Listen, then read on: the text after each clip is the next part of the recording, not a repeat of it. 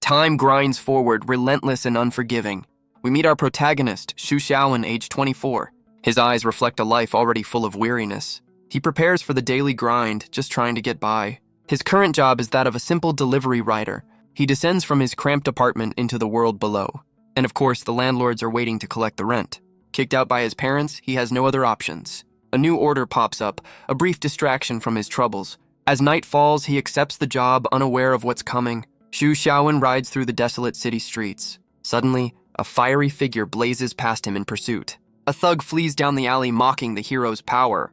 But the flame wielder just smiles, ready to prove him wrong. The criminal is engulfed in flames, a lesson learned too late. Onlookers debate if these heroes bring peace or just more chaos. Their debate is cut short by a massive explosion nearby. Another hero swings in, saving a damsel with a bit too much flair. He lands with a flourish, striking a pose for the stunned crowd. The grateful woman thanks her rescuer, a new celebrity born. The hero milks the moment, asking for a 5-star rating. As the hero swings away, Xu Xiaowen continues his mundane ride. He pulls up to a noodle shop for his next delivery. The friendly owner expresses concern over his few daily orders. He praises Xu Xiaowen's skill, saying he could be the best. But the words "the first" strike a nerve deep and cold. The shopkeeper is stunned by the sudden shift in mood. Xu Xiaowen just snatches the order and peels out. So much for a tip. His inner thoughts reveal a terrible curse from his past lives. He's doomed to excel, to become number one at any cost. He recalls the absurd, comical ways his curse has claimed him. In his last life, he was an all-powerful immortal emperor. He believed he was invincible, beyond the reach of fate. But the universe has a very twisted sense of humor. The mightiest immortal taken out by a common melon seed. So this time, his grand plan is to be utterly mediocre. He just wants to live a quiet, uneventful life until he's 80. But of course, trouble comes running right to his doorstep. A woman in distress leaps right over his head. She unleashes a flying kick, but Xu Xiaowen is just over it. She lands perfectly on his shoulders, a rather awkward predicament. The impact sends them both tumbling to the unforgiving pavement. Xu Xiaowen tries to process what just happened, his head ringing. The woman explains her desperate situation, begging for his help. She clarifies these aren't just thugs, but superpowered criminals. For a brief moment, her expression shifts to one of annoyance. But she quickly resumes her act, pleading for him not to leave her.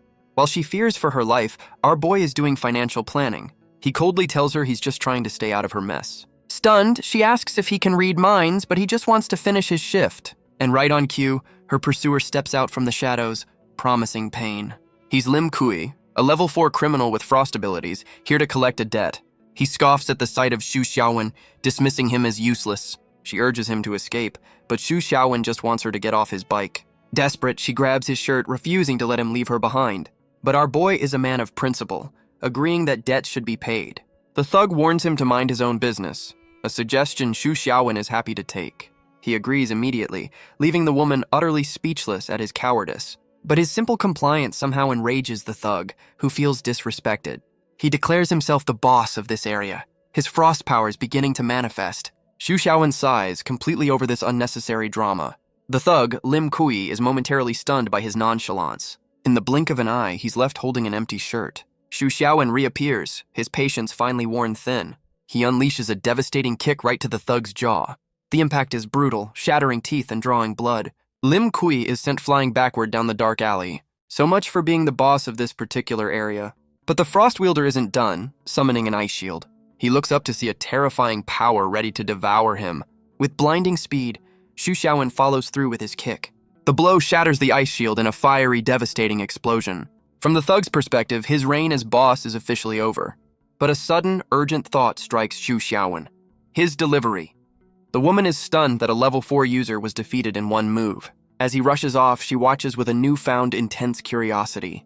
She pulls out a device, running a scan on the departing rider.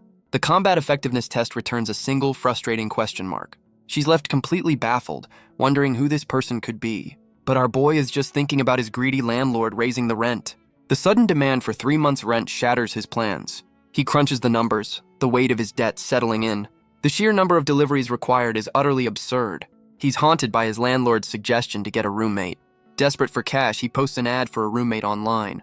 But the fear of his curse holds him back from any real effort. He recoils in horror, his curse dictating his every move. And just like that, a reply pops up. Well, that was fast. He wonders if his curse is already at work again. The potential roommate provides an address and a meeting time. The single reply sits on his screen. a beacon of hope or doom. He immediately regrets his decision, considering deleting the post, but the thought of rent money forces him to reconsider. He heads out into a city that's just another Tuesday of superhero chaos.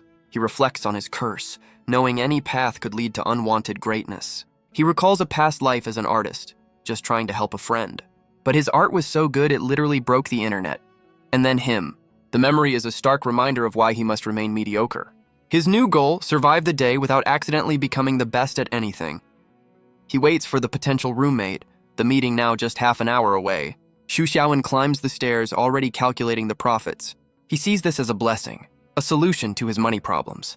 But his happy thoughts are cut short by a shocking sight. Standing at the top of the stairs is his potential roommate, and it's none other than the woman he saved just the other night. The two of them quickly realize this is no coincidence. But she's not here to rent a room, she's here for him. Our boy, ever the fan of minding his own business, is not impressed. She explains her high-tech detector malfunctioned because of him. She lays out her tragic backstory, hoping for some sympathy. But Xu Xiaowen remains unmoved, telling her to handle her own debts. She clings to him, playing the victim card, but he's not buying it. He threatens to call the police, but she knows they're powerless here. A confident smirk spreads across her face. She has the upper hand. She reveals her true purpose, suspecting he's a powerful, unregistered user. She deduces that his humble life must be hiding a massive secret. Xu Xiaowen's eyes turn cold, suggesting a permanent way to keep that secret.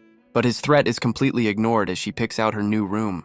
She's already making plans to redecorate his rundown apartment. Our boy is left fuming, his warning falling on deaf ears. Xu Xiaowen is horrified as his new roommate starts undressing.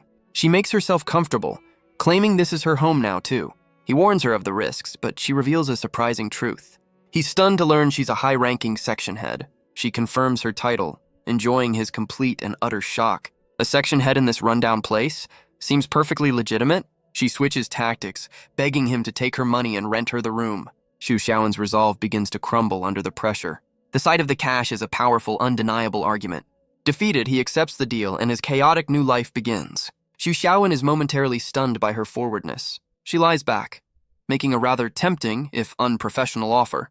The night deepens, hinting at the adult's business she has in mind. She continues her attempt to lure him into her mysterious proposal, but Xu Xiaowen is having absolutely none of it. Unfazed, she insists this could solve many of his problems. She dangles a cryptic warning about the fate of the first. Her words hit their mark, and suddenly, he's very interested. She simply says a little investigation goes a long way.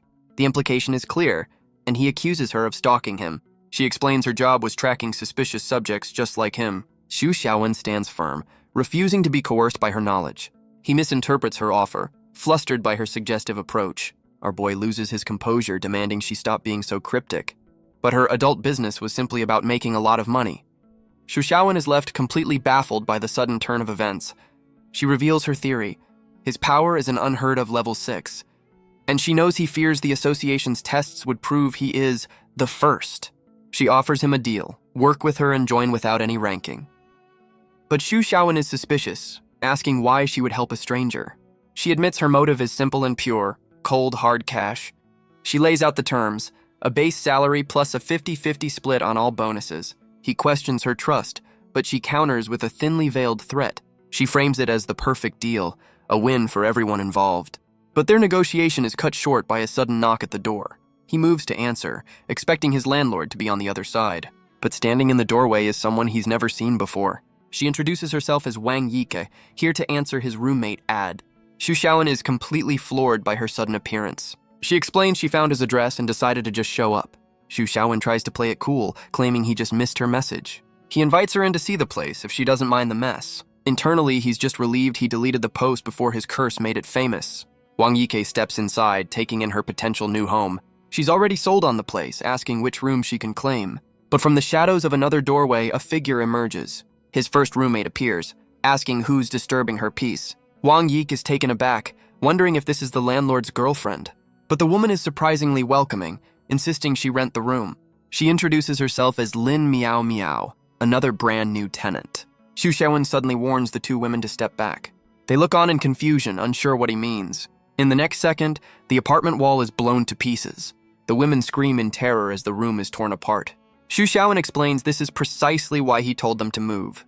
Through the dust and smoke, a figure emerges from the rubble. A battered man sits up, having been thrown through their wall. Our boy calmly asks if this was some kind of terrorist attack. A new hulking figure appears, mocking the injured man's low power level. He's here to teach the association a lesson about insubordination. Lin Miao Miao analyzes the intruder, a level 5 criminal, but Wang Yike panics, revealing she's only a level 3. Lin Miao Miao tries to de-escalate, warning him to surrender. She's hoping her bluff about backup will buy them some time. The villain scoffs, unimpressed by her threats against his group. But Lin Miao Miao sees this as a chance to test Xu Xiaowen's power. She turns to find him doing something completely unexpected.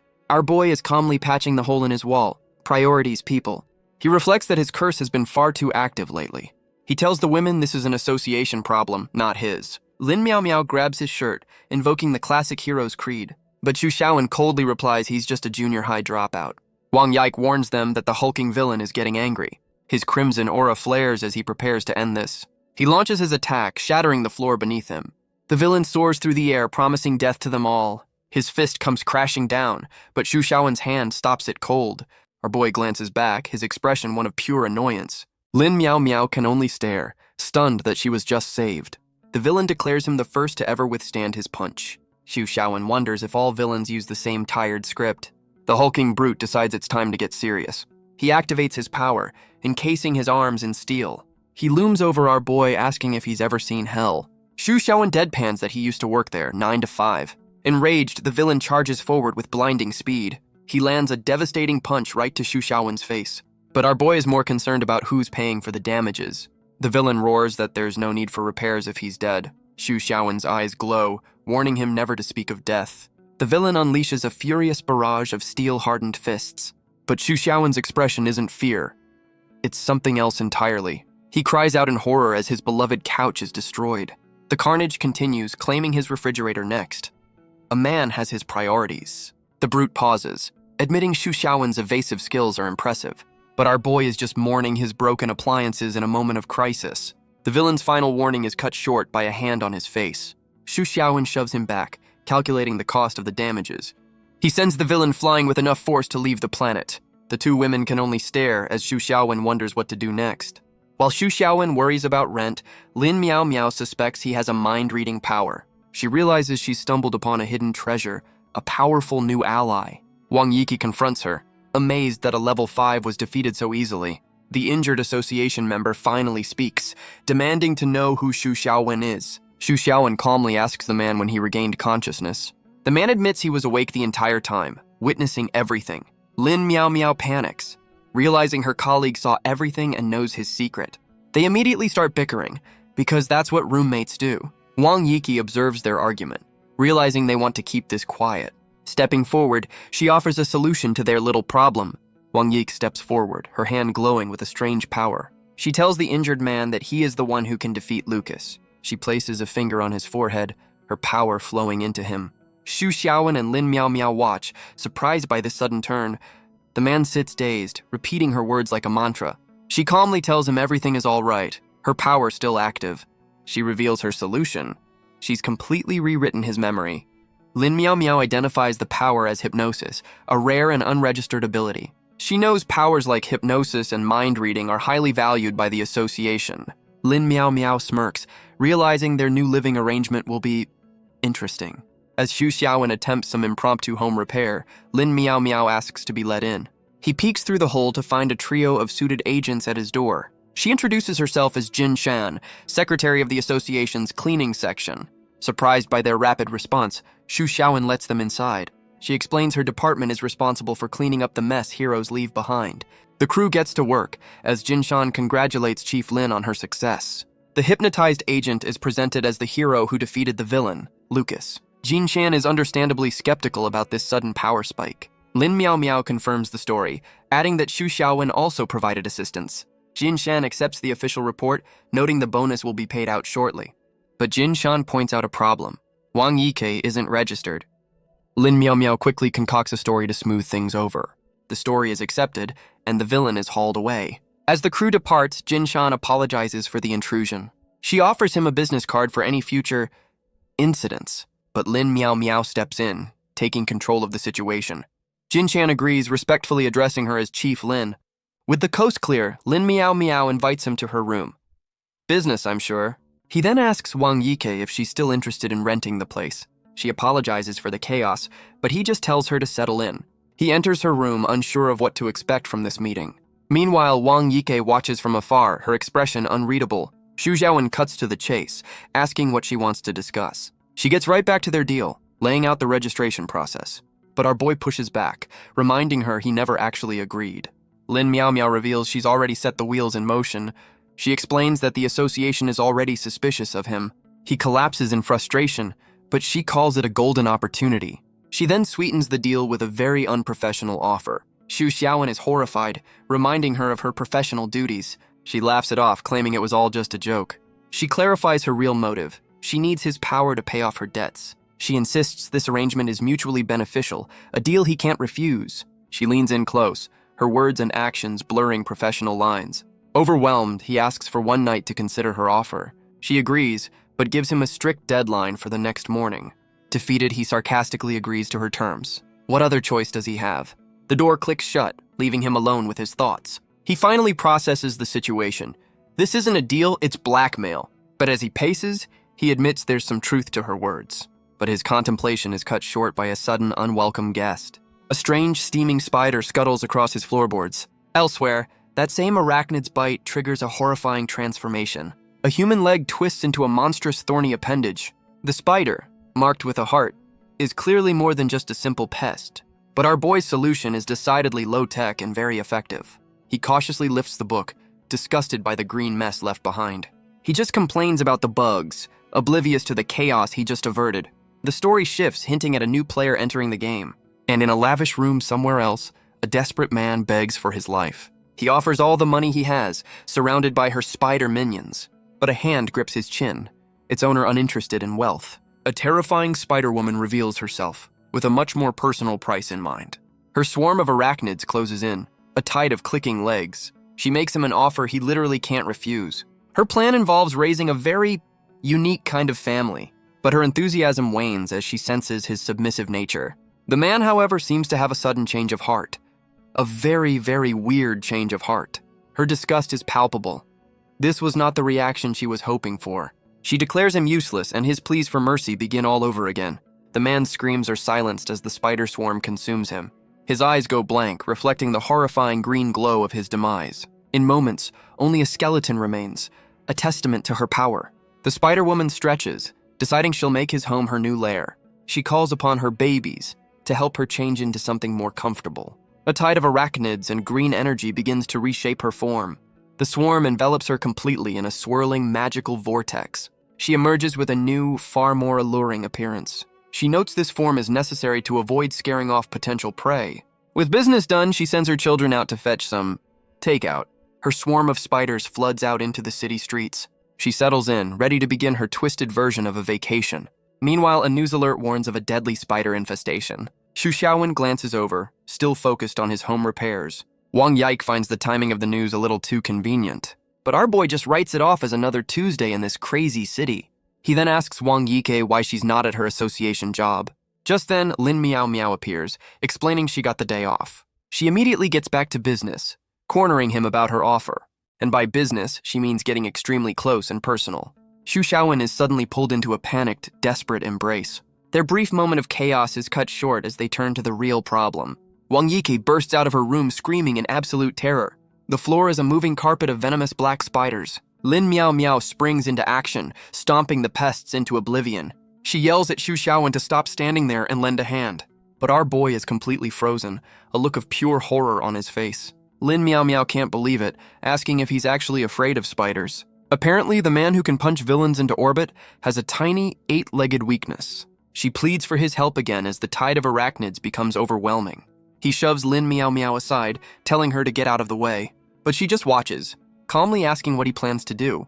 In response, Xu Xiaowen unleashes a terrifying wave of fire. A roaring dragon of flame consumes the entire apartment.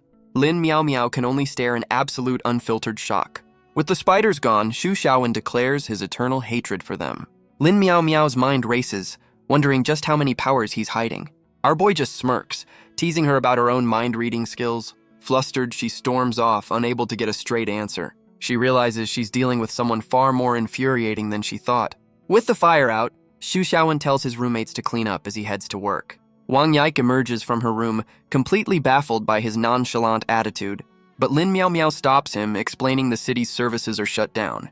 The news of a day off hits our boy harder than any supervillain punch. She shows him the citywide alert, confirming it's a spider infestation. He reads about the mass casualties, his expression growing grim. The pieces click into place. This is more than just a pest problem. He declares a personal vendetta, a war between him and all spider kind. Elsewhere, in a lavish villa, someone lets out a sudden sneeze. The Spider-Woman wonders who could possibly be cursing her name. An association agent crashes through a window, guns blazing. She's Faye, a level 4 secretary here to make an arrest. But the Spider-Woman is unimpressed, lounging casually on the couch. She taunts the agent, asking if she's sure she wants her to disarm. Faye meets her challenge with a confident, unwavering smirk. The villain agrees, as her swarm of spiders begins to emerge. Faye keeps her guns trained, demanding to know what's happening. The Spider-Woman explains her babies are her real weapons. Classic villain logic. With no other choice, Faye leaps forward and fires a devastating shot. She lands a direct hit, confident that the fight is already over. But the bullet dissolves into green energy, stopped by a living shield of spiders. Her babies form an impenetrable defense, absorbing the attack completely. Faye can only stare in disbelief, her confidence utterly shattered. The Spider-Woman taunts her, warning that playtime is officially over. Back at the apartment, Wang Yike admits she barely used any of her power. Xu Xiaowen just blames the previous day's chaos for some loose screws. He calls for Lin Miao Miao, who emerges looking deeply preoccupied. She explains the association has suddenly called her back into service. So much for that day off. She worries about the repair costs before rushing to leave. As she departs, Xu Xiaowen tells Wang Yike to ignore it and focus on home repairs. He suddenly shouts a warning, his arachnophobia kicking back in. Wang Yike leaps into his arms, startled by his sudden outburst. But his fear is quickly replaced by a much different kind of shock. He's momentarily taken out, not by a villain, but by simple human contact. She snaps him out of it, telling him they need to seal the hole. Xu Xiaowen, completely flustered, asks for a bit of clarification. She points to the gaping hole in the wall, the obvious answer to his question. Meanwhile, at the association headquarters, an agent delivers an urgent report. A high-ranking official arrives, asking for an update on Secretary Faye. An agent reports that Faye was seriously injured but is now out of danger. The high-ranking official questions the report on the villain, Arachne. Her subordinate explains that Arachne escaped, but was badly wounded. She orders her intelligence section to find the villain immediately. But she's intrigued by how a top agent like Faye could have lost. The elevator doors open, revealing a familiar face. It's Lin Miao Miao, back in her element as a section chief. She immediately puts her colleague to work on a new task.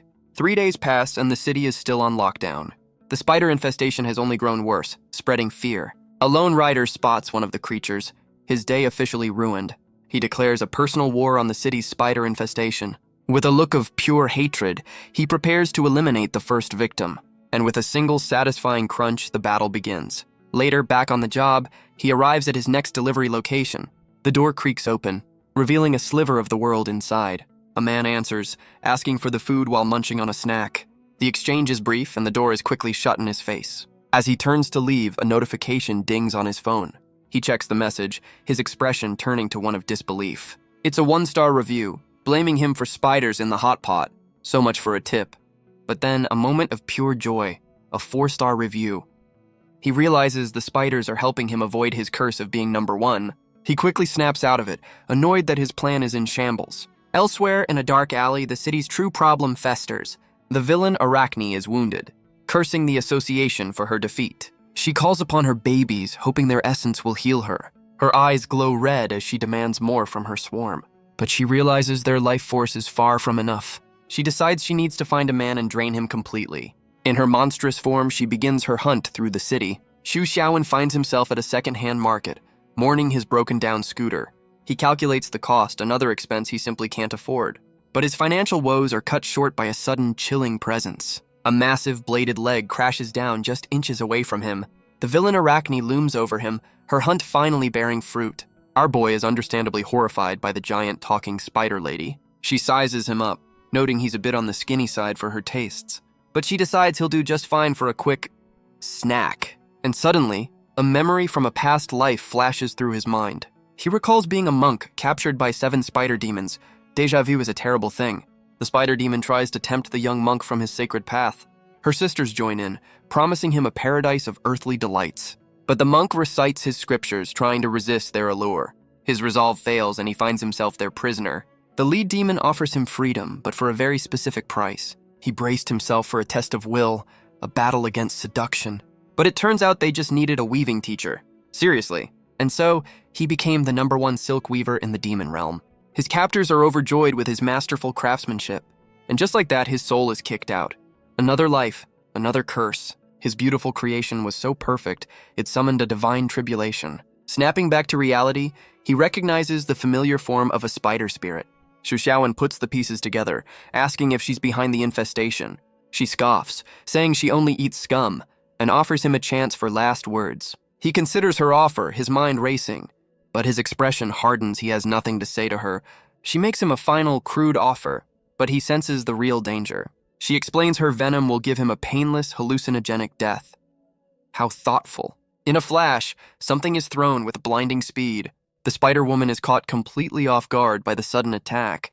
The projectile, his own scooter, slams into the ground with explosive force. Arachne looks around in confusion, wondering where her prey has gone. She stands in the crater, unable to find any trace of him. Suddenly, Xu Xiaowen appears right beside her, much to her shock. He asks a very specific question, wondering if she can produce silk. She completely misinterprets his intentions, thinking he's into something kinky. But our boy is not in the mood for games, grabbing her hand mid-gesture. He uses her own momentum to effortlessly flip her over his shoulder. His eyes burn with a rage that has nothing to do with saving the city. He repeatedly slams her into the ground, demanding an answer. He declares that her ability to spit silk is a crime worthy of death. With the threat neutralized, he calmly walks away from the scene.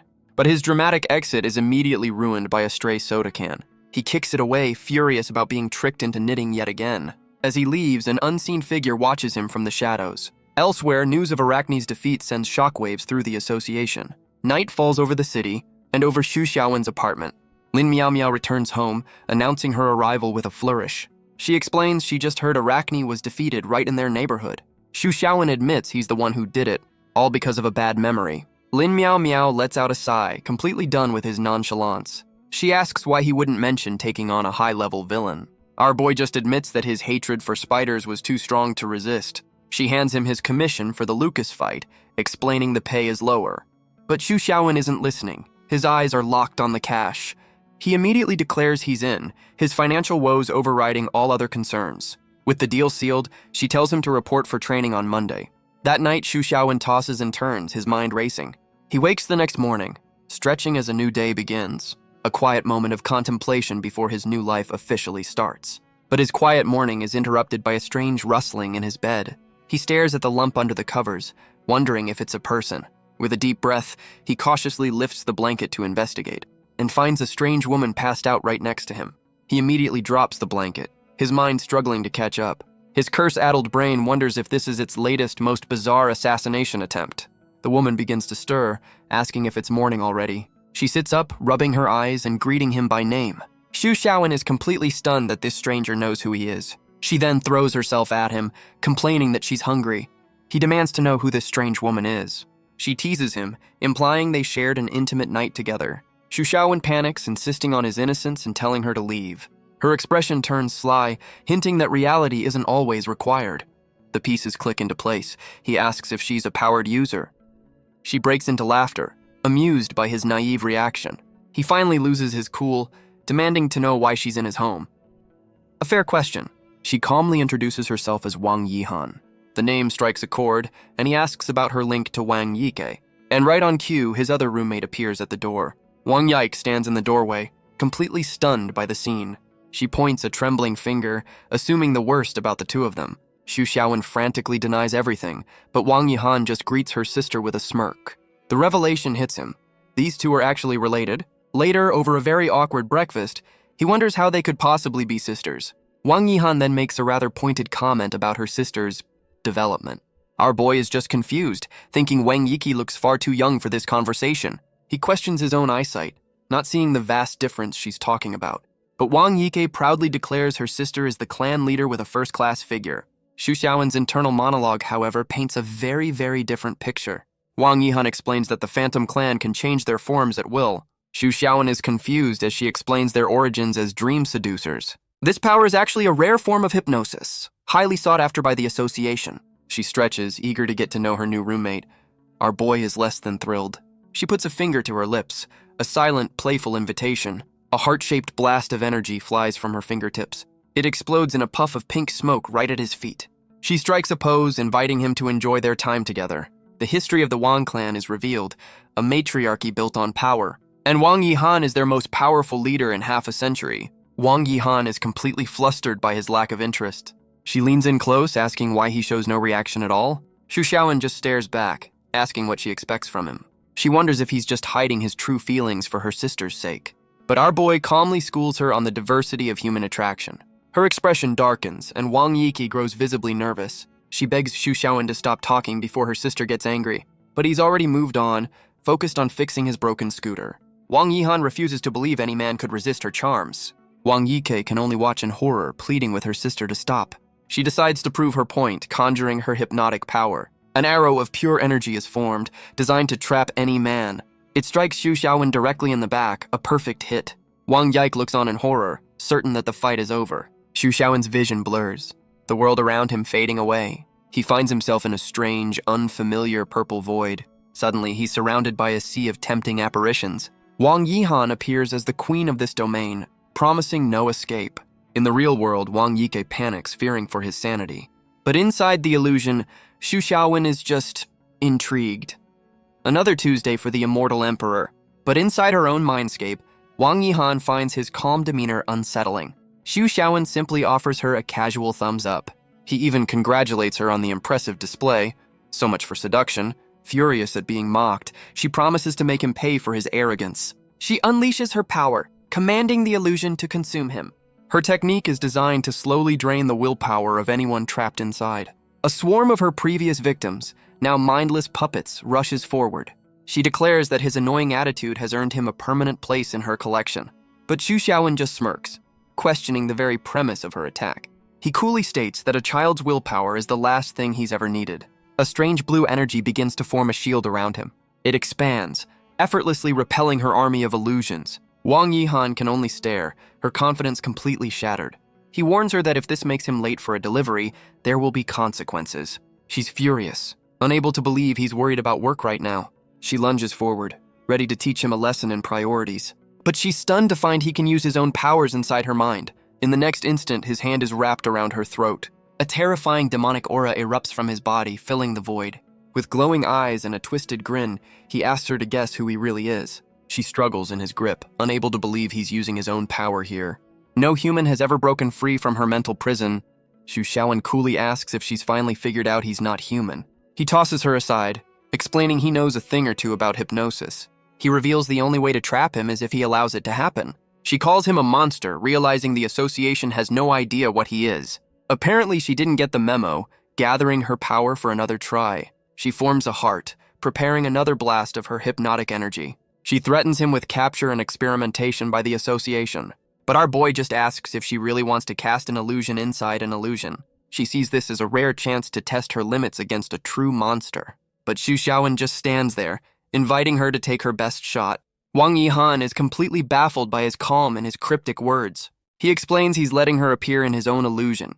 A creative little test. Furious at being underestimated, she unleashes her most powerful attack. The arrow strikes, but not against him. It shatters the very fabric of her reality. Her entire mental world crumbles into a million pieces. So much for that plan. Back in the real world, Wang Yihan collapses. The psychic backlash too much to handle. The commotion brings Lin Miao Miao out, complaining about the noise and the lack of soundproofing. Wang Yiki explains her sister just passed out, leaving them all to wonder what just happened. Wang Yiki panics, having never seen her powerful sister faint. But Xu Xiaowen calmly checks her pulse, saying she'll be fine. Lin Miao Miao then questions why her sister was in his room to begin with. She turns on Xu Xiaowen, scolding him for just standing there. But our boy is completely unresponsive, lost in his own world. Furious at being ignored, Lin Miao Miao delivers a swift kick. He falls to the floor, stiff as a board, much to her confusion. Wang Yike realizes he's still reeling from her sister's hypnosis. Lin Miao Miao puts the pieces together. Two sisters, the surname Wang. She finally identifies the unconscious woman as the Wang clan leader. Lin Miao Miao's expression shifts, a plan already forming in her mind. She informs Wang Yike that both sisters will be returning to the association. The very thought sends a wave of panic through the younger sister. Lin Miao Miao reveals the reason. Wang Yihan is a suspected member of a villain group. She insists it's just a friendly chat to clear up a misunderstanding. Sure it is. Wang Yike points out her sister is still unconscious, but Lin Miao Miao has a solution. She reveals a rare and powerful ability, a form of mind reading. She places a hand on Wang Yihan's head, delving into her subconscious. But what she finds in the clan leader's mind leaves her completely shocked. Wang Yike asks what's wrong, seeing the color drain from Lin Miao Miao's face. Inside Wang Yihan's mind, Lin Miao Miao finds only darkness. She's been pulled into a secondary illusion, a trap within a trap. She realizes this isn't Wang Yihan's mind, but a deeper, emptier space. She wonders where Xu Xiaowen is, as he should be here too. Suddenly, she collides with something solid in the void. Before her stands a massive, imposing wall of stone. She looks around, unnerved by the silent, empty darkness. Her gaze falls upon a colossal stone statue on a throne. Well, this is new. Suddenly, the statue's eyes ignite with a terrifying red glow. She can only stare in horror as the immense figure awakens. She wonders how he's become the master of her illusion. The pressure from the stone figure is absolutely breathtaking. Its massive stone hand begins to shift on the arm of the throne. Lin Miao Miao is but a speck before its immense, silent form. The statue slowly raises a finger, pointing directly at her. A voice echoes in the void, asking if she wants to know who it is. She can only swallow her fear, completely paralyzed. The voice reveals a name as the world shatters into fragments. Visions of his past lives flash before her, each ending in a ridiculous death. She sees him die again and again, an endless cycle of cursed greatness. The vision shifts, showing a woman slumped over her desk in exhaustion. Lin Miao Miao's eyes widen, the truth of his existence dawning on her. The revelation leaves her questioning the very nature of his identity. A single drop of sweat traces a path down her cheek, a sign of her fear. Inside the illusion, Xu Xiaowen confirms that all those lives were his, every single one of them doomed to die a miserable, cursed death. He then asks how he managed to take control of her illusion. A question he cheekily admits he can't answer himself. In a moment of pure panic, she covers her eyes, promising she saw nothing. Classic, nothing to see here defense. She realizes this man is far beyond her comprehension. Xu Xiaowen just smirks, asking where all her confidence went. She admits defeat, knowing a fight against this monster is pointless. Even Xu Xiaowen is confused by his own power's manifestation. He declares the game over, bored with their little mindscape. Lin Miao Miao resorts to empty threats, her confidence all but gone. But he reminds her that she's trapped here with him, not the other way around. Suddenly, Wang Yihan appears, her own power flaring to life. She claims she can end this illusion whenever she pleases. She gathers her hypnotic energy, preparing to break them all free, but her power fizzles out, having no effect whatsoever. Well, that's embarrassing. Xu Xiaowen casually asks if she needs a hand with that. Wang Yihan gathers her power, refusing to accept her defeat. She unleashes a whip of pure energy, but Xu Xiaowen is unmoved. The clan leader finally realizes he was telling the truth all along. With a sigh, our boy decides to end this game himself. A single kick shatters the very foundation of their mental prison. In the real world, Wang Yike desperately tries to wake her sister. The two of them reappear as the illusion finally crumbles away. Xu Xiaowen smirks, reminding her he said he'd have to handle it. But his victory is cut short by a sudden, horrifying realization. He turns to Lin Miao Miao, asking if she was in there with them. She demands to know why he was completely unresponsive for so long. He comically asks if she'll pay for damages, but she's not amused. Just then, the clan leader's golden eyes slowly flutter open. Wang Yike rushes to her sister's side, who complains of a dizzy head. She has no memory of the illusion's end, wondering why Xu Xiaowen is fine. Lin Miao Miao wastes no time, ordering the clan leader to the association, but Wang Yihan questions her authority, demanding to know who she is. She introduces herself as a section head, leveling a serious accusation. Wang Yihan calls her bluff, demanding to see an official investigation order. Lin Miao Miao's expression darkens, her authority now openly challenged. Lin Miao Miao promises to get the paperwork, but Wang Yihan isn't waiting. The clan leader reveals she knows about Lin Miao Miao's mental powers. Lin Miao Miao is stunned that her own ability was so easily detected. But their standoff is interrupted by a new, imposing figure. Wang Yihan's defiance crumbles, refusing to return with this woman. The newcomer's gaze is cold steel, questioning her insubordination. The powerful clan leader is reduced to a stammering, fearful subordinate. She's given a final order to follow, her will completely broken. Family drama is universal, it seems. But just as she's about to be taken, Xu Xiaowen steps in to object. He confronts the woman, declaring he's onto her little scheme. He calmly reminds them that the rent has not yet been paid. But the stern woman is unmoved, stating this is a family matter. She leads the two sisters away, their business here now concluded. Lin Miao Miao watches them go, noting the strange power dynamic. The moment they're gone, the two roommates are back to bickering.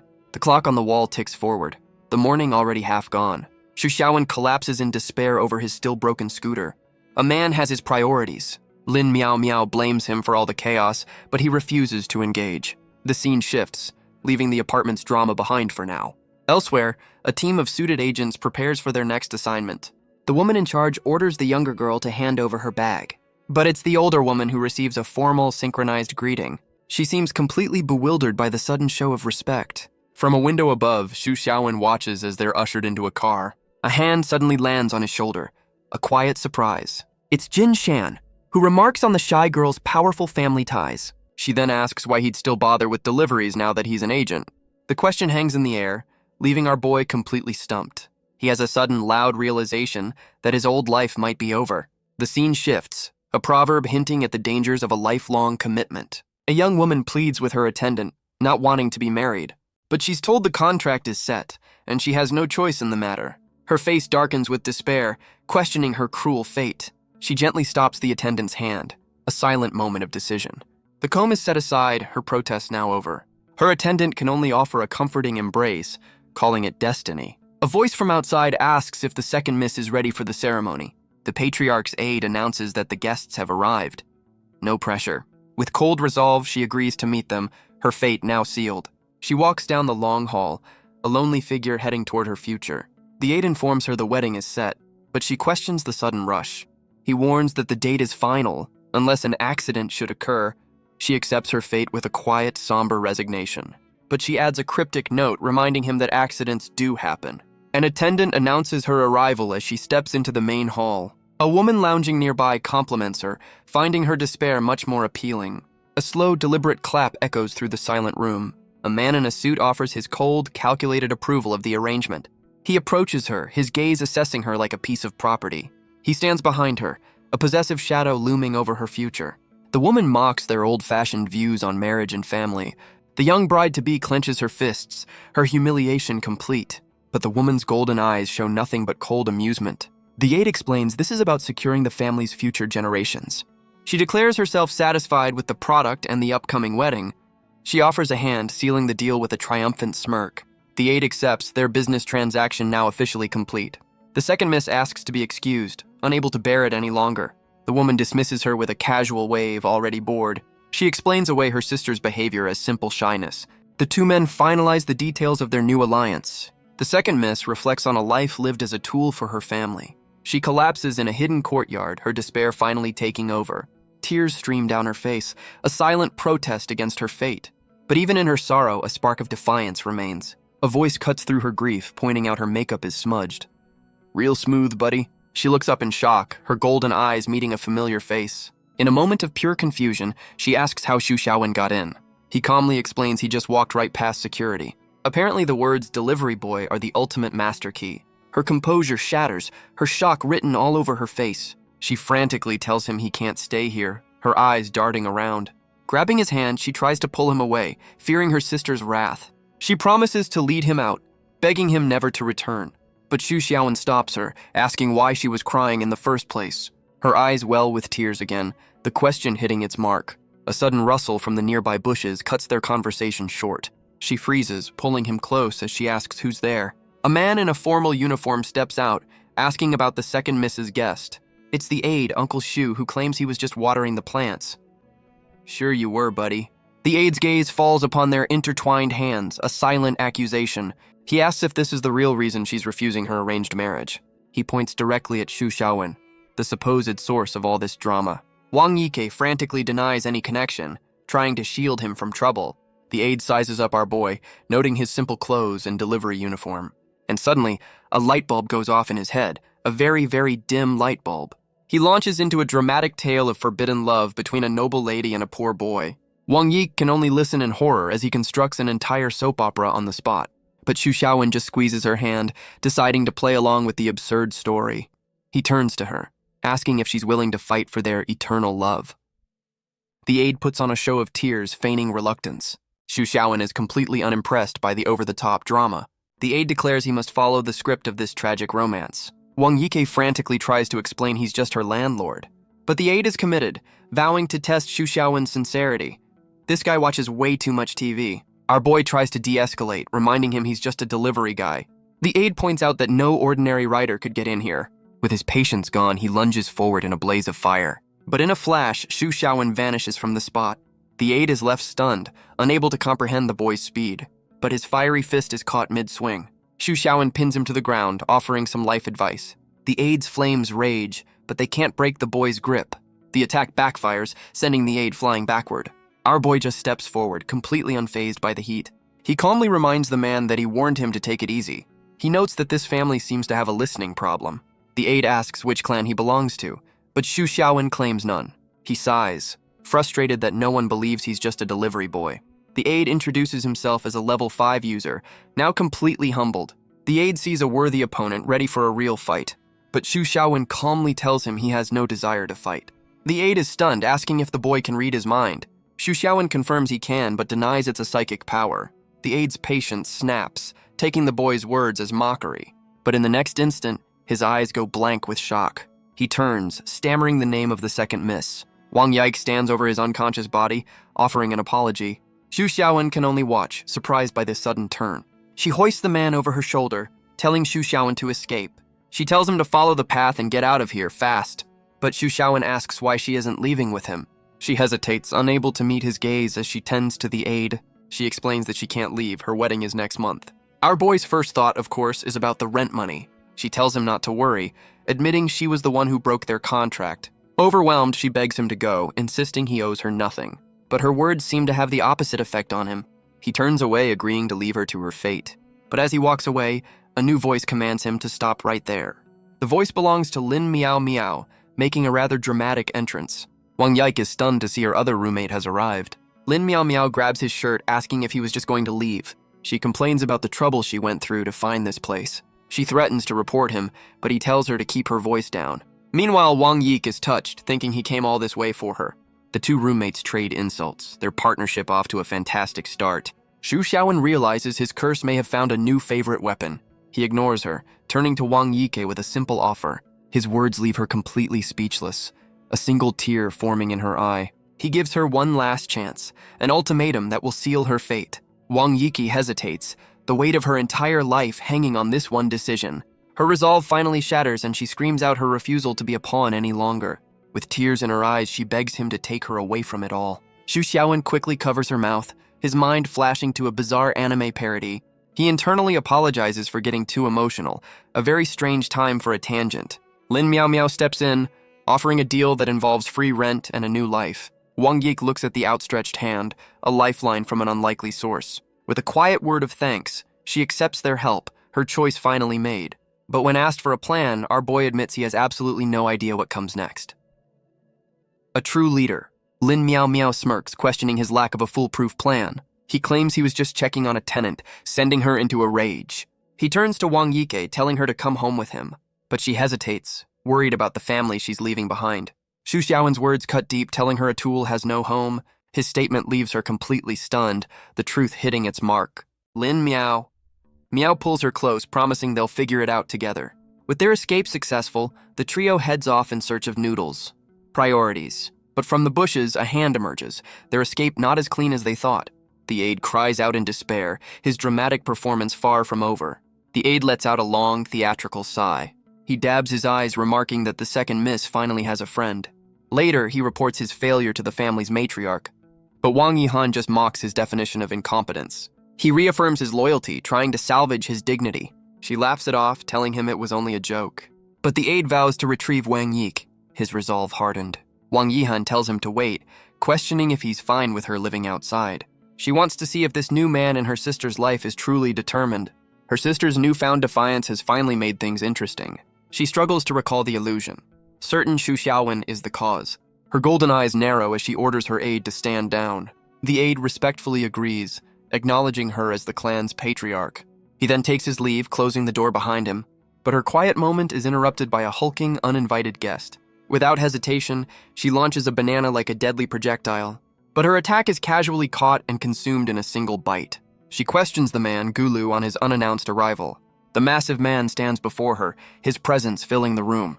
He then barrels past her, a blur of motion and brute force. He asks why she's been skipping their meetings, a message from their lord. Wang Yihan dismisses meetings as inefficient, preferring a more modern approach. He mocks her clan's reclusive nature, saying their lord is old-fashioned. Annoyed, she tells him to stop eating while he's talking. The question strikes a nerve, and he asks if she's calling him fat. He explains that eating keeps him from getting angry and doing bad things. A classic hangry defense. She cuts to the chase, asking if there's any other reason for his visit. He then asks about the marriage alliance between her clan and the Ouyangs. He answers his own question, declaring the arrangement a success. His expression darkens as he warns her to ensure the alliance holds. Wang Yihan dismisses him, telling him to leave if he has nothing else to say. But Gulu seems to have one last very important question. He points to a bowl of fruit, asking if he can have a snack for the road. He grabs an apple, joking that she wouldn't want him to choke. She asks if he's worried about being seen, but he seems unconcerned. He casually explains that if anyone were to see him, he'd simply make sure they disappeared. Problem solved. With a final wave, he departs, reminding her that their lord is waiting. Left alone, Wang Yihan clutches her head, completely fed up with the man. The scene shifts, returning to the relative quiet of the city. Lin Miao Miao presses Wang Yike for information, but the girl seems genuinely clueless. She questions how the second miss could be so ignorant of her own family's business. Wang Yike insists she's just an outsider, completely terrified by the interrogation. But Xu Xiaowen just sits there, completely over the drama. He casually picks up the remote, a silent protest against the tension. Enraged, Lin Miao Miao hurls the remote at his head, demanding he take this seriously. She laments how hard it was to find this lead, and he just blames her poor mind-reading skills. She accuses him of having ulterior motives for rescuing Wang Yike, but a flashback reveals she already investigated the Wang family's history. She learns of their cruel tradition, sacrificing children for the family's prosperity. Lin Miao Miao reminds Xu Xiaowen that his association training is just 2 days away. Wang Yike timidly asks if she can visit, a lifelong dream she thought was impossible. Lin Miao Miao is surprised, explaining the association values mental abilities. But Wang Yike's confidence is shaken, recalling a warning from her sister. Lin Miao Miao bluntly tells her that her powerful sister has been lying to her. She reveals the association has tried to recruit the Wang clan for years, but was always rejected.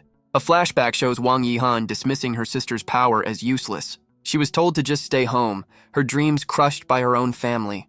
Lin Miao Miao insists her power is far from weak, a potential game changer. She reminds Wang Yike of how she just took down the aide, but the girl remains unconvinced. She wonders if she truly has what it takes to step out of the shadows. A flashback reveals a childhood spent in her sister's brilliant, blinding light. She was always the forgotten one, a footnote in her own family story. Xu Xiaowen knows all too well that excellence is just another kind of curse. But Lin Miao Miao sees an opportunity, a plan already taking shape. She asks Wang Yike if she's truly ready to commit to this new path. With a surge of newfound courage, Wang Yike declares that she is. Lin Miao Miao's sly smile suggests this won't be a simple process. But the girl is determined, willing to do whatever it takes to join. Lin Miao Miao lays out the association's grueling recruitment process. She reveals there's another, more secretive test they must pass. But Wang Yike's resolve is unshaken. She's ready for any challenge. And so, they arrive at the towering headquarters of the association. Lin Miao Miao welcomes them to their new temporary home. The sheer scale of the building leaves them completely speechless. She explains the induction training is a 3-day live-in event. Xu Xiaowen looks thrilled. Wang Yike happily agrees, eager to finally begin her new life. As they walk, Lin Miao Miao gives Xu Xiaowen a final quiet warning. He's to reveal only one power, or risk a much deeper investigation. With that, he steps through the door, his training officially underway. The power level test begins, and a machine immediately explodes. Other trainees face similar tests, the room filled with chaos. The instructor turns to Xu Xiaowen, asking if he's responsible. She recalls warning him to suppress his power, but he just broke the meter. She panics, knowing this will attract unwanted attention from the higher-ups. But our boy has a plan, reaching into his pocket for a solution. He pulls out 2 pink antennae, asking for her professional opinion. The instructor can only stare, completely baffled by his strange device. He explains they're anime-inspired power suppressors. Of course they are. He turns to equip his new gear, leaving her utterly speechless. He asks if his new look is more appropriate. It's a bold choice, that's for sure. The instructor, however, is not a fan of his cosplay solution. He explains he built the suppressor based on her warning about the machine. He admits he's not an expert at making mind control devices. You don't say, and of course there's a catch. It only works for 5 minutes. Furious, she grabs him and drags him away to deal with the impending disaster. He's hauled down the hall as another trainee watches them go. The instructor barrels through the crowded corridor, clearing a path by force. In the chaos, Xu Xiaowen's flailing leg nearly kicks a calm-looking boy. The boy seems completely unfazed, his mind on someone else entirely. The instructor screams that they're completely out of time. The calm boy with the lollipop wonders who this new person is. She drags Xu Xiaowen into a secluded room, slamming the door shut. Our boy is unceremoniously tossed inside, landing in a heap. The instructor leans against the door, relieved they weren't caught. But Wang Yik is already inside, asking why they were running. The instructor tries to explain just what kind of monster their landlord is. Wang Yiki is completely lost, not understanding what she means. She clarifies that he's strong enough to make the power meters explode. The girl is stunned, wondering what power level could possibly do that. Xu Xiaowen dismisses power levels, claiming he's never been properly measured. The instructor argues that everyone's power is fixed by kindergarten. He casually admits he dropped out after just 1 year. A true academic. He then turns to Wang Yike, asking her to keep his secret safe for now. She blushes, eagerly promising to protect his confidence. Her curiosity piqued, she asks to see the strange suppressor he's wearing. He pulls it off without a second thought, saying it's already broken. Elsewhere, Lin Miao Miao realizes her plan is ruined, her dreams of cash fading away. A chibi version of Xu Xiaowen sarcastically comments on her loud inner thoughts. But Wang Yike is completely impressed, calling him a genius for his creation. The instructor offers to build him a proper suppressor, much to their surprise. She delves into the science of superpowers, a story of ancient radiation. She explains that psychic abilities are simply a matter of visualization, and she confirms Xu Xiaowen's theory was completely correct. Time for a quick science lesson, apparently. Wang Yiki smiles, hoping her family might finally see her worth. But the instructor's expression suggests that's just wishful thinking. She points out his anime antennae are a bit too obvious for covert work. Instead, she offers a simple bracelet as a more subtle alternative. Xu Xiaowen is surprised, asking if she's also an engineer. She explains her power is hypnosis, which she can use to tune the device. The instructor smiles, declaring 3 days is all she needs. He asks why Wang Yike can't just enhance her own abilities. The instructor explains the immense risk of self-manipulation. Xu Xiaowen considers the terrifying possibility of villains trying this, but she dismisses it as rumor with no confirmed cases.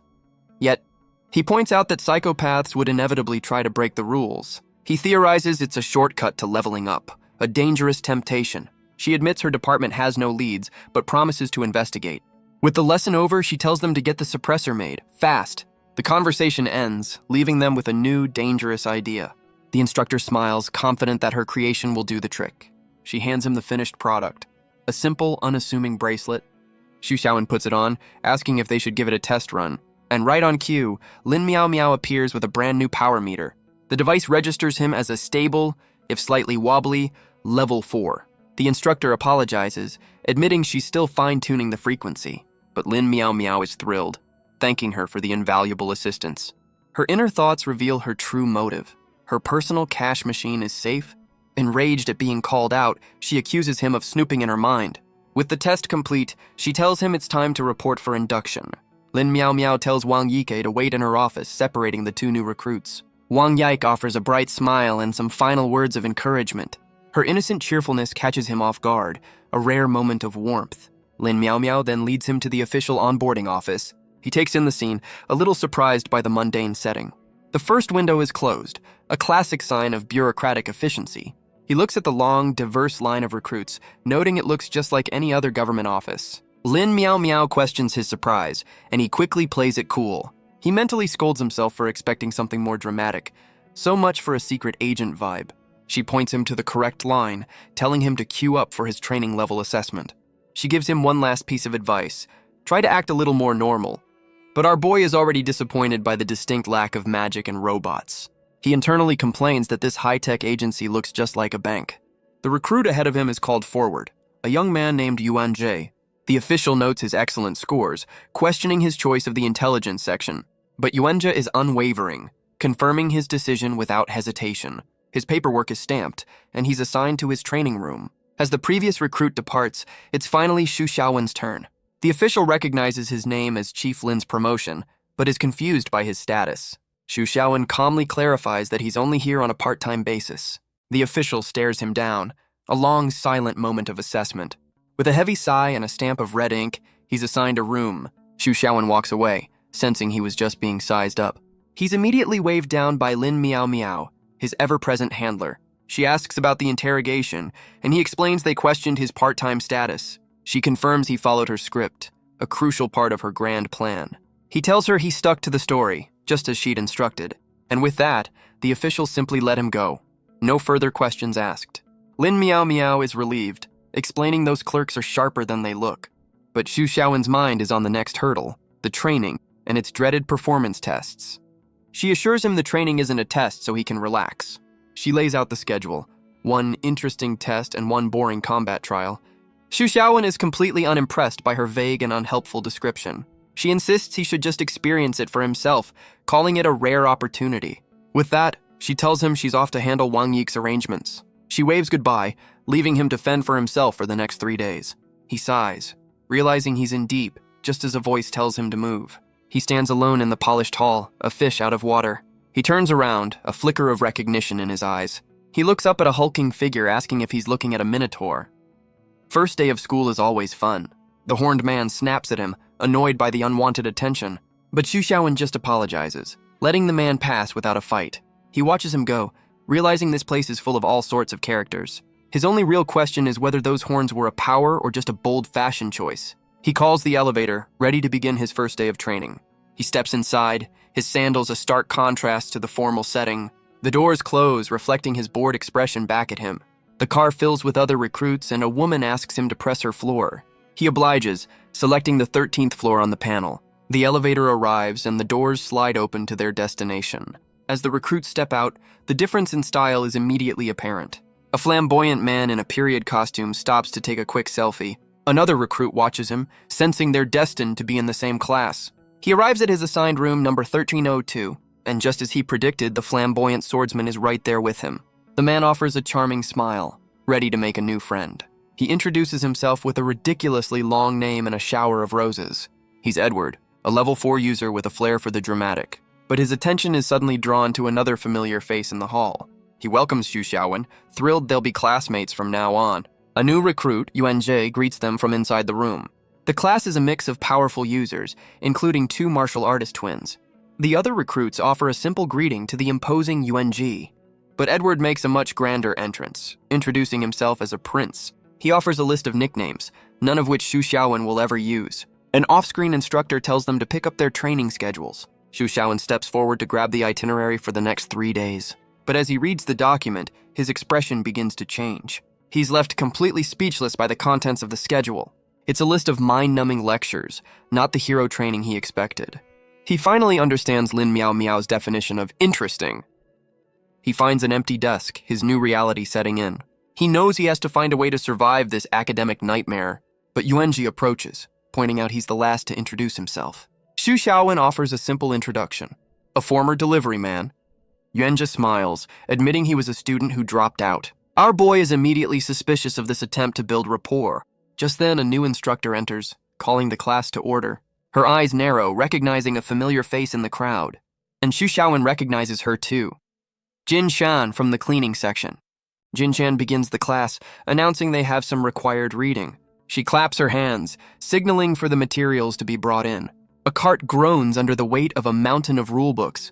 So much for action-packed training. The other recruits can only stare in stunned, horrified silence. But Yuanji just smirks, calling it a simple task. We found the teacher's pet. The class settles in, the mood a mix of dread and quiet acceptance. Jin Shan explains that regardless of their background, they all serve the association. But as Xu Xiaowen scans the schedule, he notices one very important detail. Right at the end of the 3rd day, there's a test with no clear deadline. He glares at the paper, silently cursing Lin Miao Miao for her little white lie. Jin Shan quotes a bizarrely specific rule from the manual. Apparently, bathroom breaks are a serious offense around here. Xu Xiaowen is convinced this is his curse at work again. A pop quiz designed to make him number 1 and then kill him. The lecture shifts to geopolitics, explaining the 5 Global Association headquarters. She reveals a friendly competition is held every 5 years to showcase national strength. The winning continents association will lead the world for the next 5 years. She lets the weight of that statement sink in, the stakes now crystal clear. The other recruits look on, dreams of glory filling their minds. Everyone here has a chance to represent their country on the world stage. But for Xu Xiaowen, this isn't a dream. It's a nightmare he can't escape. He immediately tries to find a loophole, telling the instructor he can't participate. She asks if this surprise quiz is a new addition to the curriculum. Xu Xiaowen questions how a section chief could be so clueless about the training. She explains that chiefs are exempt, and she's been busy dodging her debts. She offers a flimsy apology, admitting she never attended training herself. As a rare level 5 psychic, she was apparently too special for the basics. Xu Xiaowen can only stare, wondering how she's managed to survive this long. He turns to leave, declaring that he absolutely will not be taking that quiz, but Lin Miao Miao leaps after him, calling him her precious money tree. She clings to his leg, warning him that leaving now counts as forfeiting. The news hits him like a ton of bricks, his one escape route now gone. She explains the association's rules are absolute. No one can withdraw from training. And the final nail in the coffin. Quitting the test means he'll be ranked last, which is still number 1. Back in the classroom, Xu Xiaowen's fury reaches a boiling point. He desperately searches for a loophole, even considering injuring himself to get out of it. But the memories of his past lives flood his mind, the curse's grip tightening around him. 3 days later, Jinshan announces the moment they've all been dreading, the final test. The other recruits are completely drained, but Yuan Jie looks on with cold contempt. Our boy is just as fried, his brain completely overloaded from the academic gauntlet. The instructor stands before her class, a silent observer of their exhaustion. With a sly smile, she asks if they're truly ready for what's about to come. But Yuanjia stands, questioning the test's ambiguous deadline. He correctly deduces that this quiz has nothing to do with their lectures. Jinjian simply pushes up her glasses, offering no comment. He presses on, guessing the test must be different for every recruit. She praises his intelligence, but once again refuses to give anything away. With a final adjustment of her glasses, she begins the 30-second countdown. Xu Xiaowen sighs, realizing his only option is to reboot. Again, a voice echoes through the room, the final seconds ticking away. Suddenly, the room is plunged into absolute darkness. The recruits cry out in confusion, demanding to know what's happening. A timer ticks down as a strange gas fills the classroom. Jinjian calmly dons a gas mask, announcing the test has begun. The other recruits panic, wondering if they're being gassed. The final seconds tick away, her expression hidden by the mask. One by one, the trainees begin to succumb to the fumes. So much for Prince Charming, but Yuanjia remains calm, wondering if this is just an escape room. He quickly grows bored of the theatrics, his patience wearing thin. Deciding to just take a nap, he lays his head down on the desk. As the countdown hits 0, Jinshan declares the test is officially underway. But Xu Xiaowen seems to have already checked out, lost in his own world.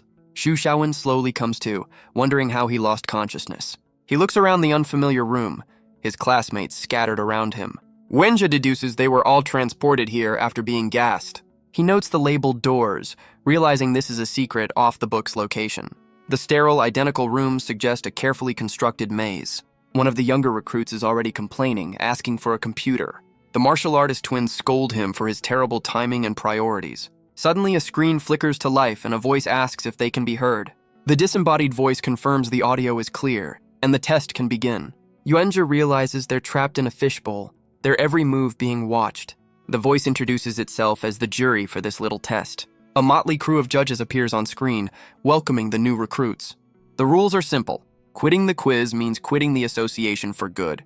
Before the test begins, they're told to each choose one item from a table. The selection is bizarre. A jacket, an ice pick, chocolate, squash, water, and sunscreen. Edward is completely baffled by the random assortment of survival gear, but the quiet boy in overalls explains there's a clear pattern to the items. He deduces there are 2 kits, one for a cold climate and one for a hot one. Edward is impressed, though he notes it feels like another boring lecture. He then asks the boy why someone so clever would join their section. Edward explains his choice with perfect logic. Only the most handsome section is worthy of his beauty. On screen, the judge notes their choices with a sly, knowing smile. A quick breakdown shows the recruits and their chosen survival items. The judge then reveals the first twist. Their props will determine their teams. The martial artist twins are completely stunned by the announcement. One of them protests, explaining that she and her sister have never been separated. They can only watch as the test's true, cruel nature is revealed. A glitchy screen displays the complex rules of this little game. The quiz is divided into 2 stages, with points awarded for pressing a button. In the second stage, the first group to act will gain points while the other will lose them. The judge adds that individual performance will also be a crucial factor. The final score is a combination of points, with a harsh penalty for last place. The teams are split, directed to Gate A for cold gear and Gate B for hot. But there's one more twist to keep things interesting. Each team is given a progress indicator to track the competition. Edward, of course, is the first to volunteer for the new accessory. The device will display the progress of both teams in real time. With a final warning to hurry, the stage is officially set. But the martial artist twins share a tearful goodbye, their bond now a liability. They have 10 seconds to enter, or their dream of joining the association is over. The younger twin asks her sister what she's supposed to do now. But Yuan just steps in, promising to protect her sister for her. He pulls the distraught girl along, telling her to focus on the quiz. The other twin can only sigh, her fate now in the hands of strangers. Yenja offers a final word of comfort, saying they'll meet again soon. With the final seconds ticking away, the teams are forced apart. They're instantly transported to 2 brutal, unforgiving landscapes. The judge's voice rings out, announcing the first stage has begun. For Team A, their trial will be a battle against the freezing cold. Gate A slams shut, leaving them stranded in the frozen wasteland. The 3 recruits can only stare, their shock as cold as the air. Edward is the first to complain, realizing this isn't a set but a real frozen hell. Without a word, Xu Xiaowen gives his jacket to the younger twin. She looks up at him, a quiet thank you in her tear-filled eyes. Our boy just surveys the landscape, impressed by the association's budget.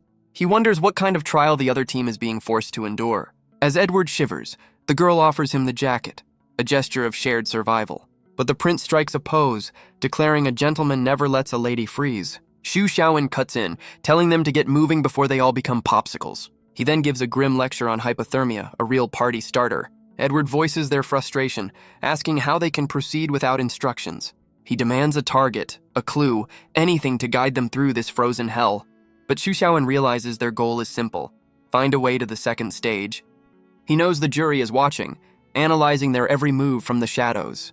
He has to find the perfect balance between competence and mediocrity. As they trudge through the snow, the biting cold begins to truly set in. Edward shivers violently, asking if the temperature just dropped again. Xu Xiaowen scans the area, realizing the surveillance cameras are expertly hidden. But if he can find one, he might just find a way out of this icy prison. Meanwhile, Prince Edward's composure completely shatters, begging for a hug. So much for chivalry. The younger twin offers her jacket to the shivering prince. He reluctantly accepts, his dignity taking a backseat to survival. She explains her harsh training has prepared her for this kind of cold. They spot a cave in the distance, a potential shelter from the storm. Xu Xiaowen warns them of snow blindness, urging them to get inside. The small team trudges through the deep snow, heading for the cave. Inside, they find a pile of dry wood, a small miracle in this frozen wasteland. The girl points out the convenient supply of firewood. Xu Xiaowen is surprised by their sudden stroke of luck. She realizes the wood was placed here, a clear sign this test is being manipulated. Xu Xiaowen realizes the test designers anticipated their every move. He knows there must be a clue hidden somewhere in this cave. He asks if anyone has fire powers, but gets a resounding no. He can't reveal his own abilities, and internally blames Lin Miao Miao for this mess, just as he resigns himself to a very, very cold fate. The younger twin cheerfully announces she can make a fire. She begins the ancient, painstaking process of drilling wood. Edward is stunned, never expecting to see this outside of a history book. With surprising speed, smoke and sparks begin to fly, and just like that, a roaring flame bursts to life, saving them from the cold. With the fire roaring, Edward declares this is just like a camping trip. But Xu Xiaowen is focused on the ice pick, questioning its true purpose. The younger twin theorizes it's a clue, a key to solving this stage of the test. Our boy is surprised by her sudden insight, noting her previous silence. She grows flustered, unaware that she'd been so talkative. Edward explains that before this, she'd only clung to her sister's side. Xu Xiaowen reminds them the judges are watching, scoring their every move. He internally assesses his team. One is clever, the other is comic relief. Edward grabs the girl, vowing to put on a show for their hidden audience. But Xu Xiaowen brings them back to the task, pondering the ice pick's true meaning. But Edward suddenly holds up a hand, his playful demeanor gone. He listens closely, hearing a strange rattling sound from deep within the cave. The 3 of them stand back to back, ready for whatever is about to emerge. Edward confirms their fears, warning that something big is coming right at them. The scene shifts to Team B, who are facing a completely different kind of hell. They trudge through a vast, scorching desert under a relentless sun. Suddenly, the progress indicator on the quiet boy's wrist begins to flash. He announces that Team A has just pulled ahead, their progress jumping by 5%. But Yuanjia spots a building in the distance, a potential objective for them. The boy in overalls agrees, knowing they need to pick up the pace to stay in the game. From the darkness, a small, fluffy creature rolls into the firelight. Edward is startled as the strange snowball bounces right up to him. He stares down at it, completely baffled by this new development. The creature sits down, its big eyes welling with tears as it shivers. But the younger twin is immediately charmed, calling it a little snowman. She kneels down, getting a closer look at the adorable, fluffy visitor. She asks the creature if it's lost, wondering where its parents are. The little thing can only let out a soft, sad cry in response. But in the next instant, it leaps forward, catching her by surprise. It burrows into her arms, not to attack, but to find a little warmth. But Xu Xiaowen is not impressed, convinced this thing is just playing her. Edward is confused, wondering how the huge presence he sensed could be this tiny creature. Xu Xiaowen confirms his suspicion, warning that the real threat is still out there. The younger twin, however, is completely smitten by the adorable little thing. Suddenly, a scream echoes from the cave entrance as two red eyes ignite in the darkness. Our boy's expression hardens. He knew this was too good to be true. A massive, clawed foot slams down, cracking the very stone beneath it. The ground trembles as a hulking figure emerges from the shadows. Edward can only stare in disbelief, his bravado completely gone. The three of them stand together, facing the true monster of this frozen hell. A low growl echoes from the darkness, saliva dripping from its fangs. The beast is a hulking, white-furred monstrosity, towering over them. But Xu Xiaowen's expression remains completely unfazed by the sight. The monster lets out a deafening, earth-shaking roar. Edward and the younger twin can only stare in absolute terror. Our boy deduces this must be the little creature's parent. A very, very big parent. The girl looks down at the small fluff ball, her concern growing. But the creature's innocent act suddenly drops, revealing a sinister glint. It lashes out with surprising force, tearing at her clothes in a flash. The little monster then leaps onto the giant's head, its true nature revealed. The little creature holds up a piece of her torn clothing, a tiny, fluffy trophy. Edward explodes in rage, vowing to kill the creature for its transgression. The giant monster's red eyes glow with pure, unbridled fury. Edward shouts a warning, telling them to watch out for its eyes. But Xu Xiaowen realizes this beast isn't a random encounter. It's the next clue. He recalls the legends of a 7-foot-tall snow monster, but the creature before them is far larger, a 4-meter-tall beast. It's a hulking, muscular monstrosity. Weird is definitely one word for it. Xu Xiaowen knows this is all too convenient, a perfectly timed test. And right on cue, the monster lunges, sending the younger twin flying. Edward shouts at the younger twin, Chun Tian, trying to stop her. But she ignores him, leaping forward to attack the beast head-on. She lands a powerful kick right in the monster's chest. The impact sends the massive creature stumbling backward. Chun Tian lands perfectly, her expression one of cold fury. Her teammates can only stare, stunned by the monster's raw power. She strikes a pose, declaring that betrayal will not be forgiven. The snow beast lets out a furious, pained roar in response. But as Xu Xiaowen moves to step in, she tells him to wait. She knows this is a fight to the death. Either they win or they die. But Xu Xiaowen questions if a direct fight is what the jury wants. But Edward's warning comes a fraction of a second too late. The monster's massive claw comes crashing down toward them. Yet our boy just stands there, his expression one of pure boredom. In the next instant, the beast is sent flying backward through the air. Edward can only stare in disbelief, wondering what just happened. The little creature hides behind its parent, its act of innocence back in place. Xu Xiaowen calmly deduces the monster's foot must be broken. He asks Chun Tian if she can finish the job, and she confidently agrees. With a look of pure focus, she prepares to unleash her final attack. She unleashes a devastating kick, a blur of motion and power.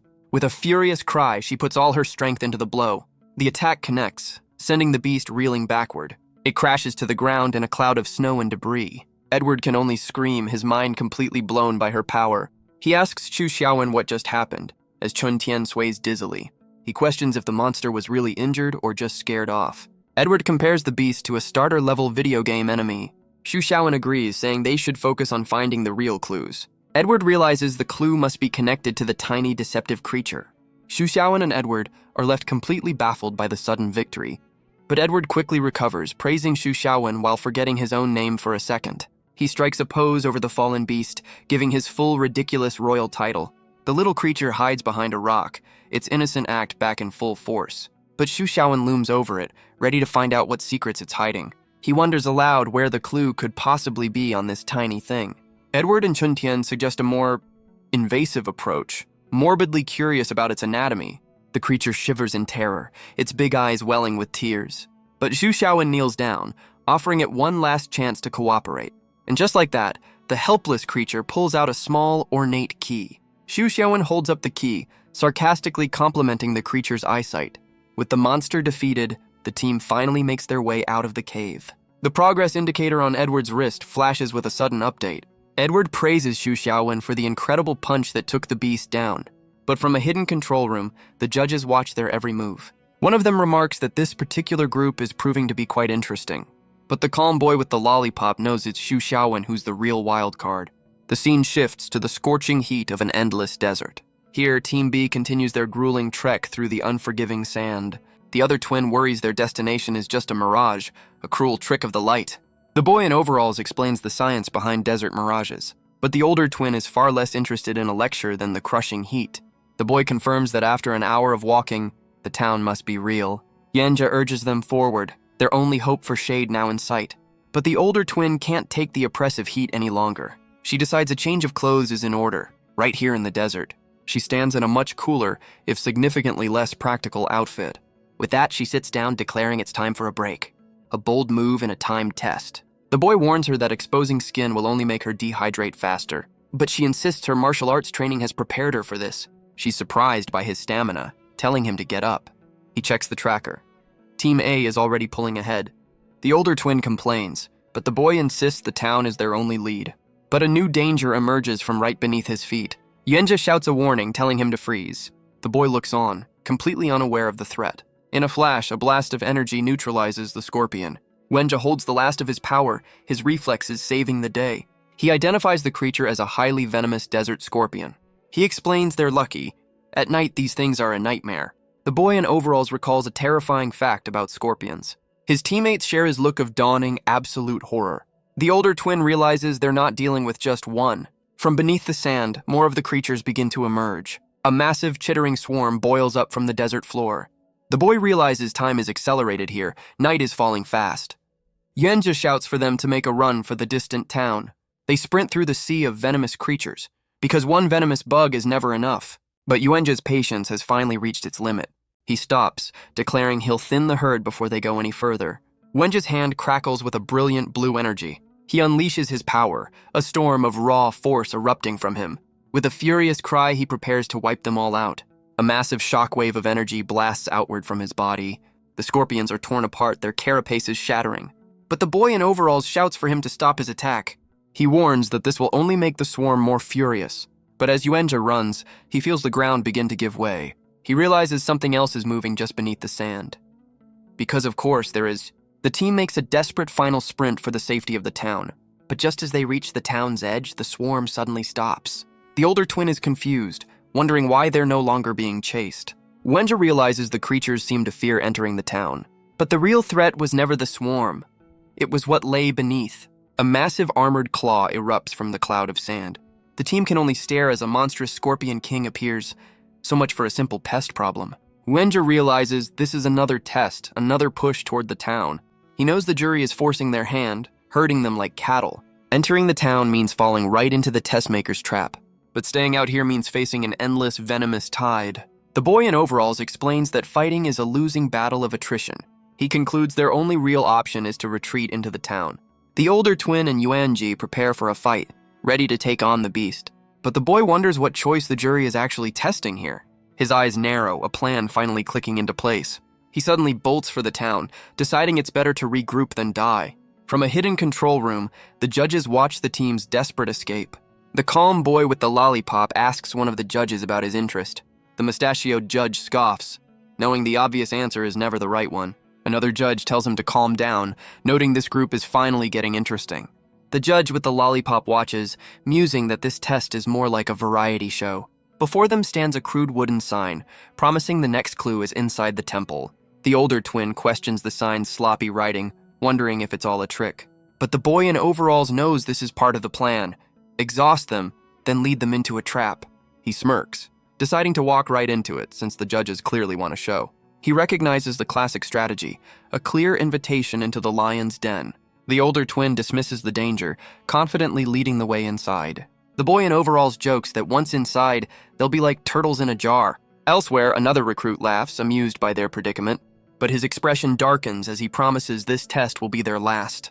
The boy in overalls taps his foot, his patience wearing thin. The massive doors of the temple slam shut, sealing Team B inside. The tracker on his wrist flashes, confirming their progress has been noted. The hall is lit only by flickering candles, casting long, ominous shadows. They realize they're trapped, their only path leading further into the darkness. The older twin shivers, complaining about the sudden, unnatural chill. Yanja offers her his jacket, a practical solution to an impractical outfit choice. The boy in overalls spots their objective, a single wooden box on a distant altar. The others agree, ready to rush forward and claim their prize. But he facepalms in frustration, begging his teammate to use her head for once. The older twin has already reached the altar, holding the box aloft. But her prize is sealed shut by a heavy, unyielding lock. She realizes they'll need to find a key to open it, so much for a quick win. The boy in overalls scolds her for her reckless impulsiveness, but she just waves him off, confident this is a simple puzzle. As she steps back, her foot presses down on a hidden floor panel. Yenja screams a warning, but it's already far too late.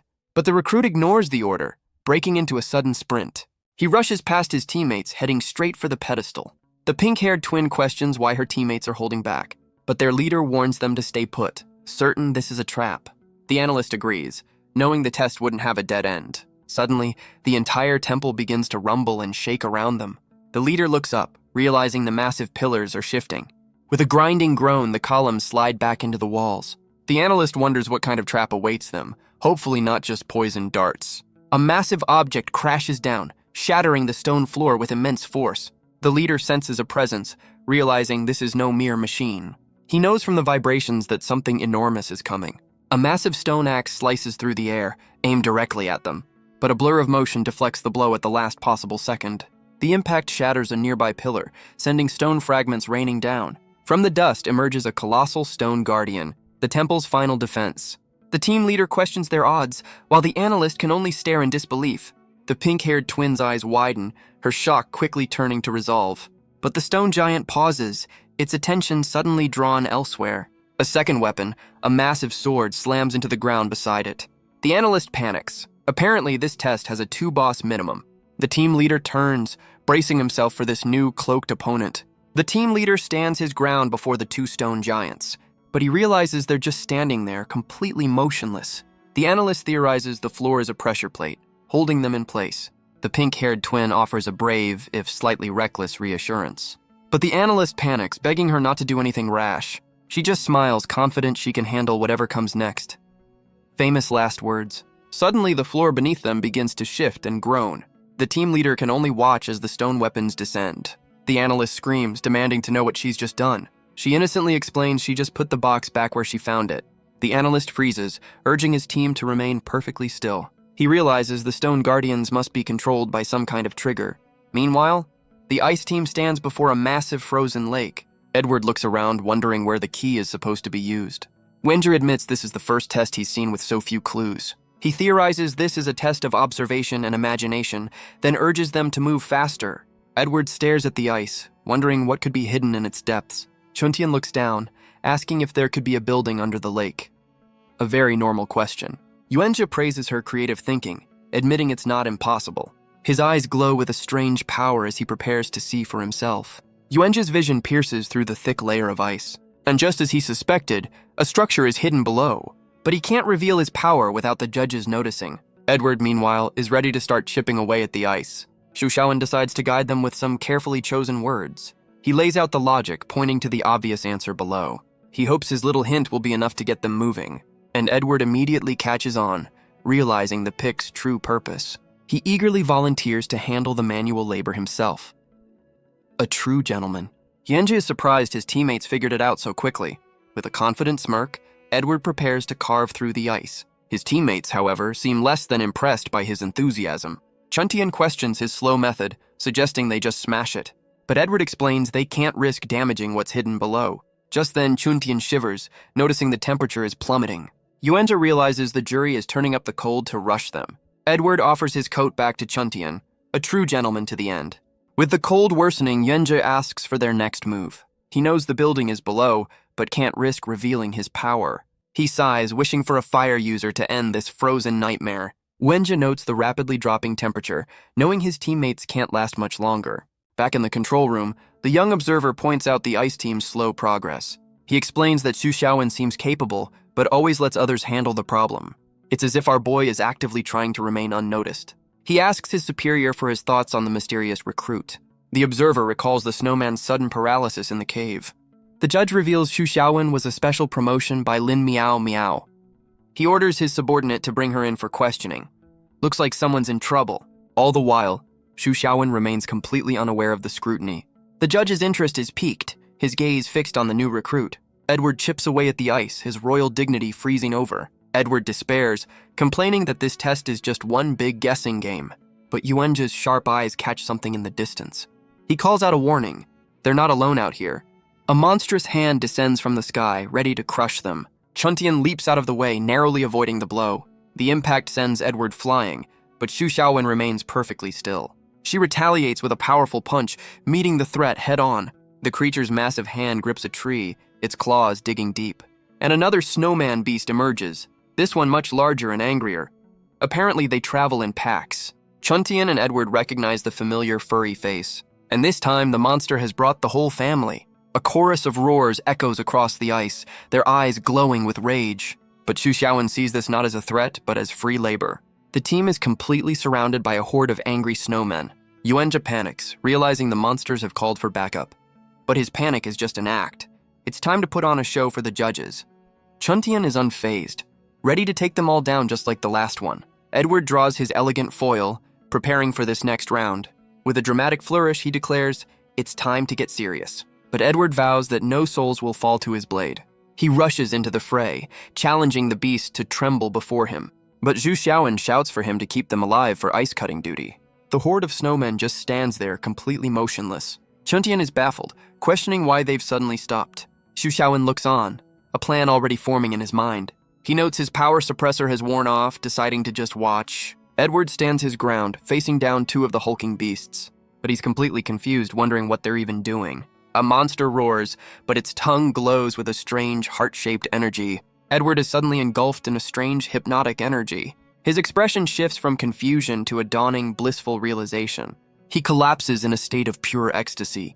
Apparently, this is his kind of fight. Yuanzhi can only stare, his brain completely short-circuiting. Chuntian rushes forward to save him, but Yuanzhi tries to hold her back. He despairs, wondering if they can just conserve energy and let this play out. But Edward is on the ground, begging the snowmen for more of their special attack. Chuntian runs to his side, asking if he's okay, but he's clearly having a great time. She shakes him frantically, demanding to know what the monsters have done. Yuanzhi just facepalms, utterly disgusted by the entire scene. The snowmen unleash another wave of their strange, hypnotic power. Chuntian is caught in the blast, shielding herself from the bizarre energy. She's completely disoriented, questioning the strange feeling washing over her. The energy takes hold, a warmth spreading through her despite the cold. Overcome by a phantom heat, she begins to shed her winter clothes. But a firm hand on her shoulder tries to snap her back to reality. It's too late. She's lost in the illusion, her inhibitions melting away. She turns to Xu Xiaowen, trying to pull him into her heat-induced haze. But our boy is completely immune, calmly denying her feverish claims. The monster roars again, clearly frustrated by his lack of participation. The monster unleashes another blast of its hypnotic roar. His teammates are completely lost in the bizarre illusion, but Xu Xiaowen is just annoyed by this entire situation. He decides he can't let this continue any longer. He closes his eyes, preparing to end this nonsense. His eyes snap open, his plan to lay low now completely ruined. A powerful, oppressive aura erupts from his body. The snowmen recoil, their hypnotic attack instantly broken. One of them collapses, completely overwhelmed by his presence. Its hand hits the ground, the fight over in an instant. With the monsters neutralized, Xu Xiaowen stands alone, his cover completely blown. The wind howls across the desolate frozen peaks. The snowmen are left with their minds completely scrambled by his power. Even the little creature can only cry, its parent now completely incapacitated. But the psychic backlash has also knocked Chuntian out cold. She collapses into the snow, the illusion finally broken. Xu Xiaowen can only sigh, so much for having a competent team. Just then, the tracker chimes, showing the other team is pulling ahead. He looks out at the endless mountains, his task now a solo mission. Alone in the blizzard, he has to find a way out, and fast. He's made a makeshift shelter from the defeated snowman's hide, and with his teammates safe, he calmly tends to a roaring fire. He watches over them, the only one left standing after the chaos. Edward is the first to wake, completely disoriented and confused. He can't remember a thing, but Xu Xiaowen tells him to get up. But his legs are like jelly, completely devoid of strength. He demands to know what happened, his panic growing by the second. Xu Xiaowen offers a deadpan diagnosis of severe overexertion. Just then, Chuntian begins to stir from her own psychic slumber. But her first waking thought is a panicked cry about her missing clothes. Xu Xiaowen calmly tells the shivering Chuntian not to worry. He explains he stopped her in time, so nothing inappropriate happened. She can only sit in embarrassed silence, clutching her clothes. Edward, now recovered, asks what happened to the snowman horde. Xu Xiaowen casually gestures over his shoulder with a thumb. The once fearsome beasts are now huddled together in the snow. They're weeping as they chip away at the ice. Free labor is the best labor. Edward is completely stunned by this impossible turn of events. Back at the fire, Xu Xiaowen admits he can't fool them any longer. He reveals he's a psychic, claiming he hypnotized the beasts. He's relieved Lin Miao Miao didn't register his specific ability. Yanji accepts the explanation, noting psychics are useful for their division. Back in the control room, the young observer watches the team's progress. He questions Lin Miao Miao's motives for bringing in an unregistered psychic. Xu Xiaowen casually checks on the progress of their new ice-cutting crew. The beast is clearly terrified of its new, very unimpressed supervisor. He considers the situation as the monster points out its hard work.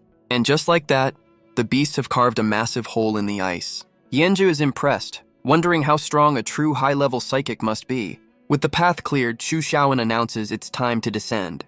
Edward flashes a confident smile, ready for the next phase. Chuntian eagerly agrees, her spirits high despite the cold. Without hesitation, Edward and Chuntian leap into the icy chasm. Xu Xiaowen tells the giant beast its work is done here. He then casually dismisses his new, very depressed workforce. They land in a vast chamber, a hidden world beneath the ice. In the center of the room is a strange circular platform, and on it, a single, unmistakable keyhole. So much for a complex puzzle. Yuanja steps forward, holding the key that will unlock their path. He inserts the key, ready to face whatever lies ahead. The tracker chimes, showing the ice team is now at 60% completion. Back in the temple, the desert team is still trapped by the stone guardians. The analyst shouts, demanding to know how the pink-haired twin got across the floor. Her eyes narrow, her expression focused and determined. She casually explains she just walked and jumped over without a second thought. Frustrated, the analyst begs her to retrace her exact steps. She recalls her path. 2 steps left, then a 2-tile jump. The analyst repeats her words, trying to visualize the sequence. She smiles, confirming that was indeed her brilliant, unplanned strategy. The gears in his head turn, he's finally found the pattern. He deduces the trap is linked to the 6x6 grid on the floor. A flash of insight hits him. Her path was the key to disarming it. He desperately asks her to recall the exact tile she stepped on, but she can't remember, leaving the analyst to question his life choices. She then offers a simpler solution. Just walk around the giant statues. The analyst sighs, explaining the test would never be that easy. She scoffs, suggesting they just destroy the guardians before the trap is even sprung. Without waiting for an answer, she rushes past her stunned teammate. With a confident smile, she declares that she'll handle this herself. He begs her to wait, but she's already gone, certain her martial arts are enough. She declares that soon, this will all be over. With a battle cry, she charges headfirst at the 2 stone giants. Her teammates can only watch, wondering if the statues have moved. The analyst screams a desperate warning for her to watch out. But one of the guardians is already powering up a devastating attack. The team leader realizes the statue is about to unleash a massive blast. It fires a beam of pure energy, aimed directly at the reckless twin. She freezes, realizing she has no way to avoid the incoming attack. But at the last second, her team leader leaps in front of her. He takes the full force of the blast, shielding her from the blow. Chunhua can only watch as the energy beam descends upon her. The analyst screams a warning as she's sent flying by the blast. Her leader unleashes his own power, yelling for her to get clear. But she just gives a casual thumbs up as she's thrown through the air. He grits his teeth, pushing his power to its absolute limit. The shockwave sends Chunhua tumbling away from the impact zone. The temple is rocked by the explosion, debris raining from the ceiling. With the threat neutralized, he stands as the sole protector of his team. The analyst breathes a sigh of relief, admitting he was terrified. He then scolds Chunhua, reminding her this is an intelligence test, because clearly she forgot. Chunhua can only offer a quiet, embarrassed apology for her mistake. Her leader asks the analyst if her attack was what triggered the Guardians. The analyst's eyes narrow, the pieces finally clicking into place. He realizes this isn't a puzzle but a test of their judgment. He explains they need to gather data by testing the Guardians' reactions. The team leader volunteers, telling the analyst to focus on the solution. The analyst is confused by his sudden heroic offer. The leader simply says he'll take his place on the front line. With a single step, he moves forward to face the danger.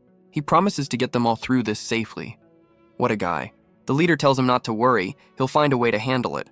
The analyst then scolds Chunhua, ordering her to follow their lead from now on. He replays her path in his mind, trying to find the hidden logic. Her movements suggest the left side of the grid is a safe zone, which means the right side is a carefully constructed death trap. He realizes any action on the wrong tile will trigger the Guardians. The box and the floor are linked, a key part of the puzzle. He struggles to find the rule that governs this deadly game. He knows the judges wouldn't make it random. There has to be a pattern. He turns to Chunhua, asking her to remember exactly where she jumped. Chunhua clutches her head, desperately trying to remember her path. She explains her memory is hazy, but she landed near the middle. The analyst questions her vague answer, needing absolute certainty. She clarifies that after landing, she walked a few steps to her spot. She's sure she didn't just jump directly to her final position. A sudden realization strikes the analyst with incredible force. He excitedly theorizes the grid is based on the ancient Luoshu square. The team leader considers the pattern, seeing how 4 tiles form a palace. He deduces the odd-numbered palaces are dangerous, wondering if the even ones are safe. The analyst issues a challenge, asking if he dares to find out.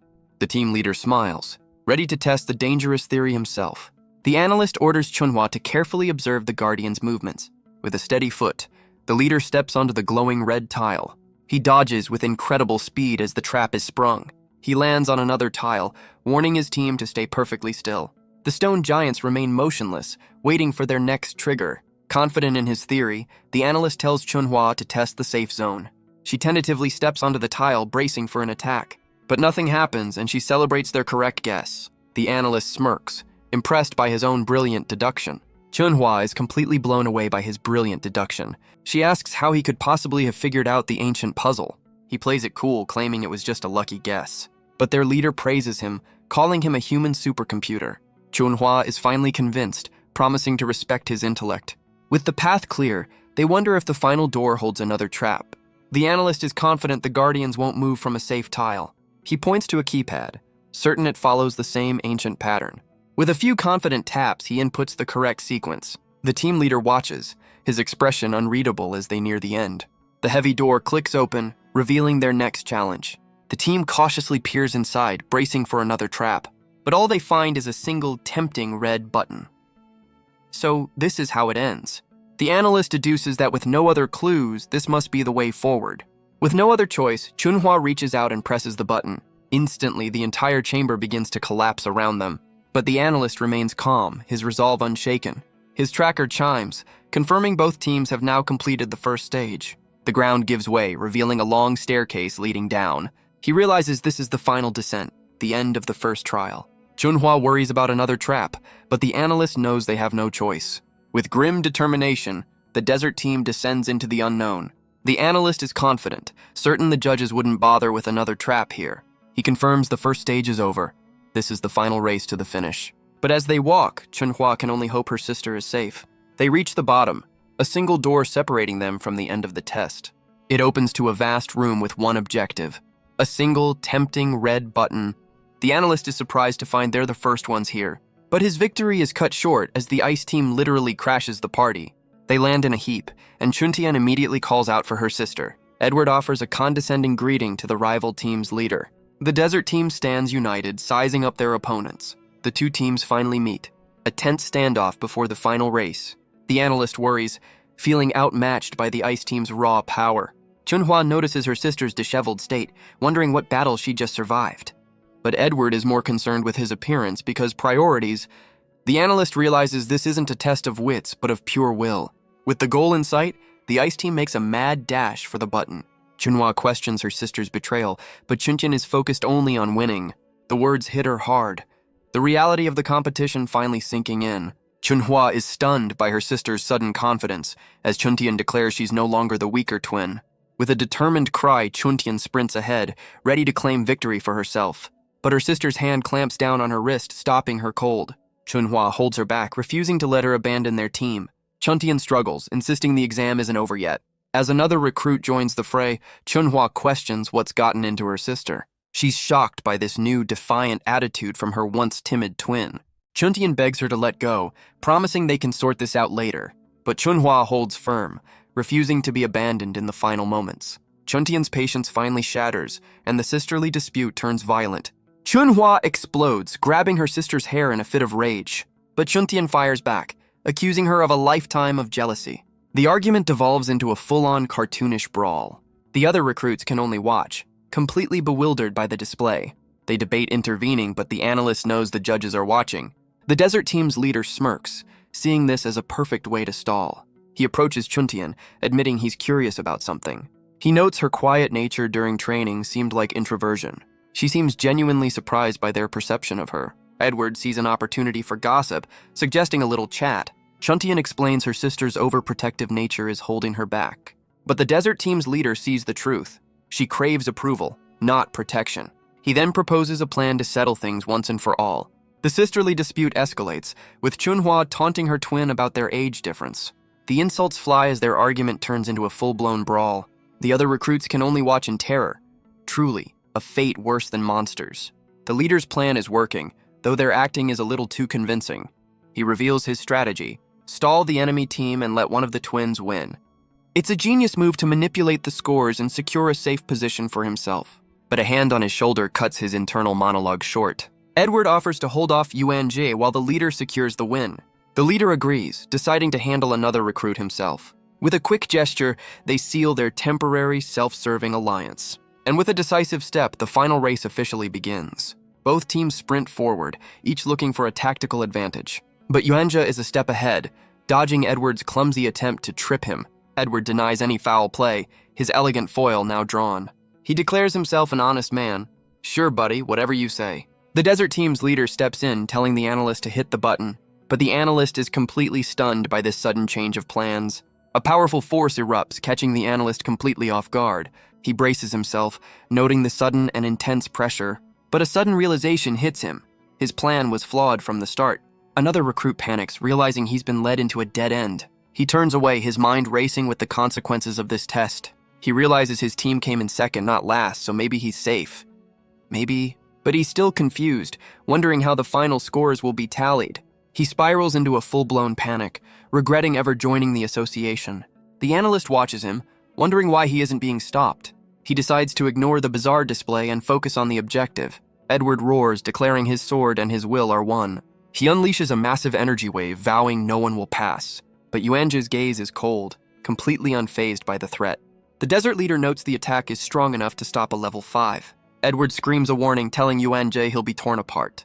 But Yuan-jae just gathers his own crackling blue energy. He concentrates the power, ready to meet the attack head-on. With a single thrust, he unleashes a devastating counterblast. Edward can only watch in disbelief as the two forces collide. The resulting explosion rocks the chamber, a clash of titans. Yuan-jae's power shatters Edward's attack, sending him flying. Edward can only stare as his elegant foil is broken. But Yuan-jae isn't finished, declaring it's now his turn. Edward panics, begging him not to take this so seriously. The desert leader realizes he's trapped and must find a way out. The analyst notes Yuan-jae's overkill, but questions Xu Xiaowen's inaction. He sees that with their leader injured, Yuan-jae's team is also stalled. But the true wild card is Xu Xiaowen, a complete and utter mystery. The desert leader and Edward share a look, a new alliance forming. The leader declares they must first eliminate the biggest threat, but the alliance was a lie. The desert leader attacks everyone at once. Edward can only curse, completely blindsided by the betrayal. A powerful kick connects, sending the flamboyant recruit flying. He's thrown across the room, his part in this fight now over. Suddenly, the desert leader has a brilliant, if selfish, idea. He realizes he doesn't need to win, just keep the teams from finishing. He scans the room, looking for a way to execute his plan unnoticed. And with a confident smirk, he spots his opportunity. He shouts encouragement to Edward, playing the part of a concerned ally. He then tells Chuntian he's going for help. A classic, "I'll be right back" maneuver. The desert leader is confident his plan to manipulate the teams is working perfectly. But the analyst is completely baffled, questioning his leader's sanity. The leader waves, trying to get the attention of the brawling sisters. They finally stop, turning to him with matching expressions of pure annoyance. He tries to play peacemaker, but they just yell back in perfect, angry unison. He offers words of comfort, a carefully crafted lie to escalate the conflict. His true goal is to fan the flames of their sibling rivalry. A truly stand-up guy. But another voice cuts in, and Chuntian turns, confused by Xu Xiaowen's sudden question. He reminds her of her desire to step out from her sister's shadow. Enraged, Chunhua tells him to stay out of their family business. The desert leader leans in, preying on Chunhua's deepest insecurities. He offers a condescending reassurance, fanning the flames of her jealousy. Internally, he celebrates, hoping her anger will fuel the chaos. But his plan backfires as the sisters unite to punch him simultaneously. He's sent flying, and Chuntian is stunned by their shared outburst. The master manipulator tumbles through the air, taken out by his own scheme. Meanwhile, Edward prepares to settle things with Yuanjie. But their fight quickly devolves into a cartoonish, one-sided beatdown. Yuanjie grabs the flamboyant recruit, ready to throw him at the objective. And with everyone distracted, the analyst makes a mad dash for the win. But his mad dash is cut short by a massive, fiery explosion. Another recruit lunges forward, shouting a desperate warning. He grabs the analyst's leg, pulling him back from the blast zone. The button, and the floor around it, have been completely obliterated. The twin sisters look on, wondering if they hit the desert leader a little too hard. Sometime later, Jin Shan stands before the class, ready to deliver the verdict. The screen behind her confirms it's time for the ranking announcement. The recruits can only glare at each other, the tension from the test still palpable. She calls them out for turning an intelligence test into a complete combat free-for-all, and since no one pressed the button, the ranking is cancelled and their bonuses are docked. Welcome to the association.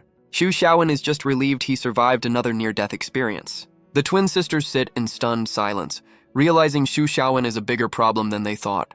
Edward weeps over his lost bonus, while Xu Xiaowen is just glad to be alive. But Jin Shan steps forward, ready to deliver the final results of the test. The desert team's leader is confident he's safe from the top spot. He tries to reassure himself, certain he's avoided any unwanted attention. But a flicker of doubt remains as he glances back at the class. He recalls Xu Xiaowen's strange, restrained behavior throughout the training. He knows our boy could have won easily, but chose not to. As the projector whirs to life, the final judgment is about to be revealed. Jin Shan explains the judge's scoring criteria for the now cancelled final objective. The desert team's leader grits his teeth, sweating with anticipation. Xu Xiaowen silently prays, promising to fast for 3 days if he's spared. Yuanjie watches him, surprised by his sudden and intense nervousness. With a slight smile, Jin Shan prepares to announce the top-ranked recruit. Xu Xiaowen's face contorts in pure terror, bracing for the worst. And the first-place winner is announced, the stoic and powerful Yuanjie. Xu Xiaowen shoots up from his seat, his expression a mix of shock and relief. Jin Shan turns to him, asking if he's somehow dissatisfied with the results. But he just slumps back down, quietly admitting he has no complaints. A chibi Xu Xiaowen erupts in a silent, victorious cheer. He congratulates himself, having passed the ultimate test, staying unnoticed. But Jin Shan isn't finished, preparing to announce the last-place recruit. Her gaze falls on Chunhua, asking if she accepts her ranking. The pink-haired twin can only bow her head in silent defeat. Jin Shan reveals their punishment comes directly from Chief Lin. Chunhua turns to her sister, the weight of her actions sinking in. But Edward glances over, a smirk on his face as he observes our boy.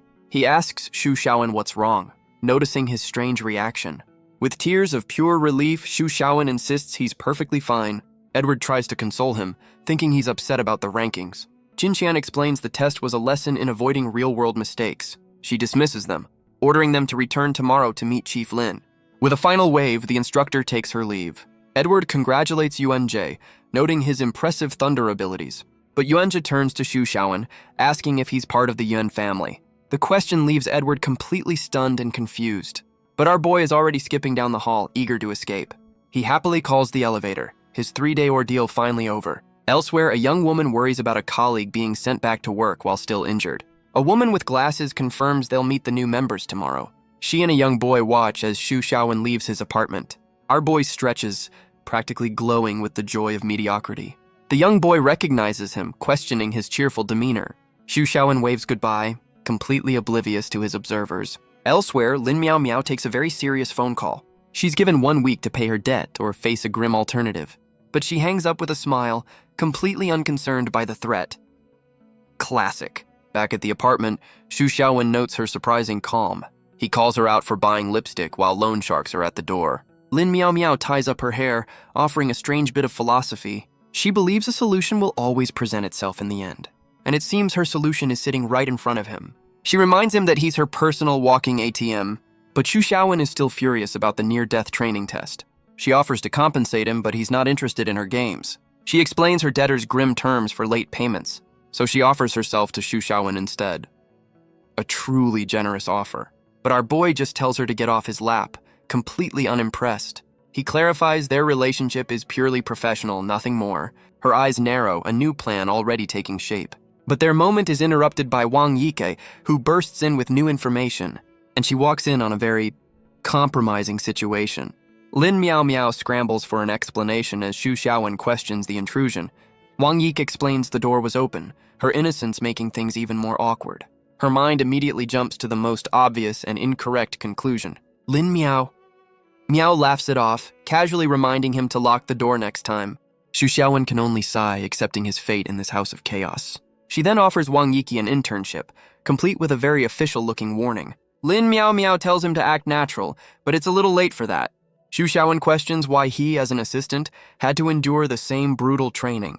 Lin Miao Miao explains the association's long-standing interest in the Wang clan. Wang Yike offers a quiet apology, feeling responsible for his ordeal. He tries to reassure her, calling them colleagues, which only seems to upset her more. But Lin Miao Miao cuts in, ready to get down to business.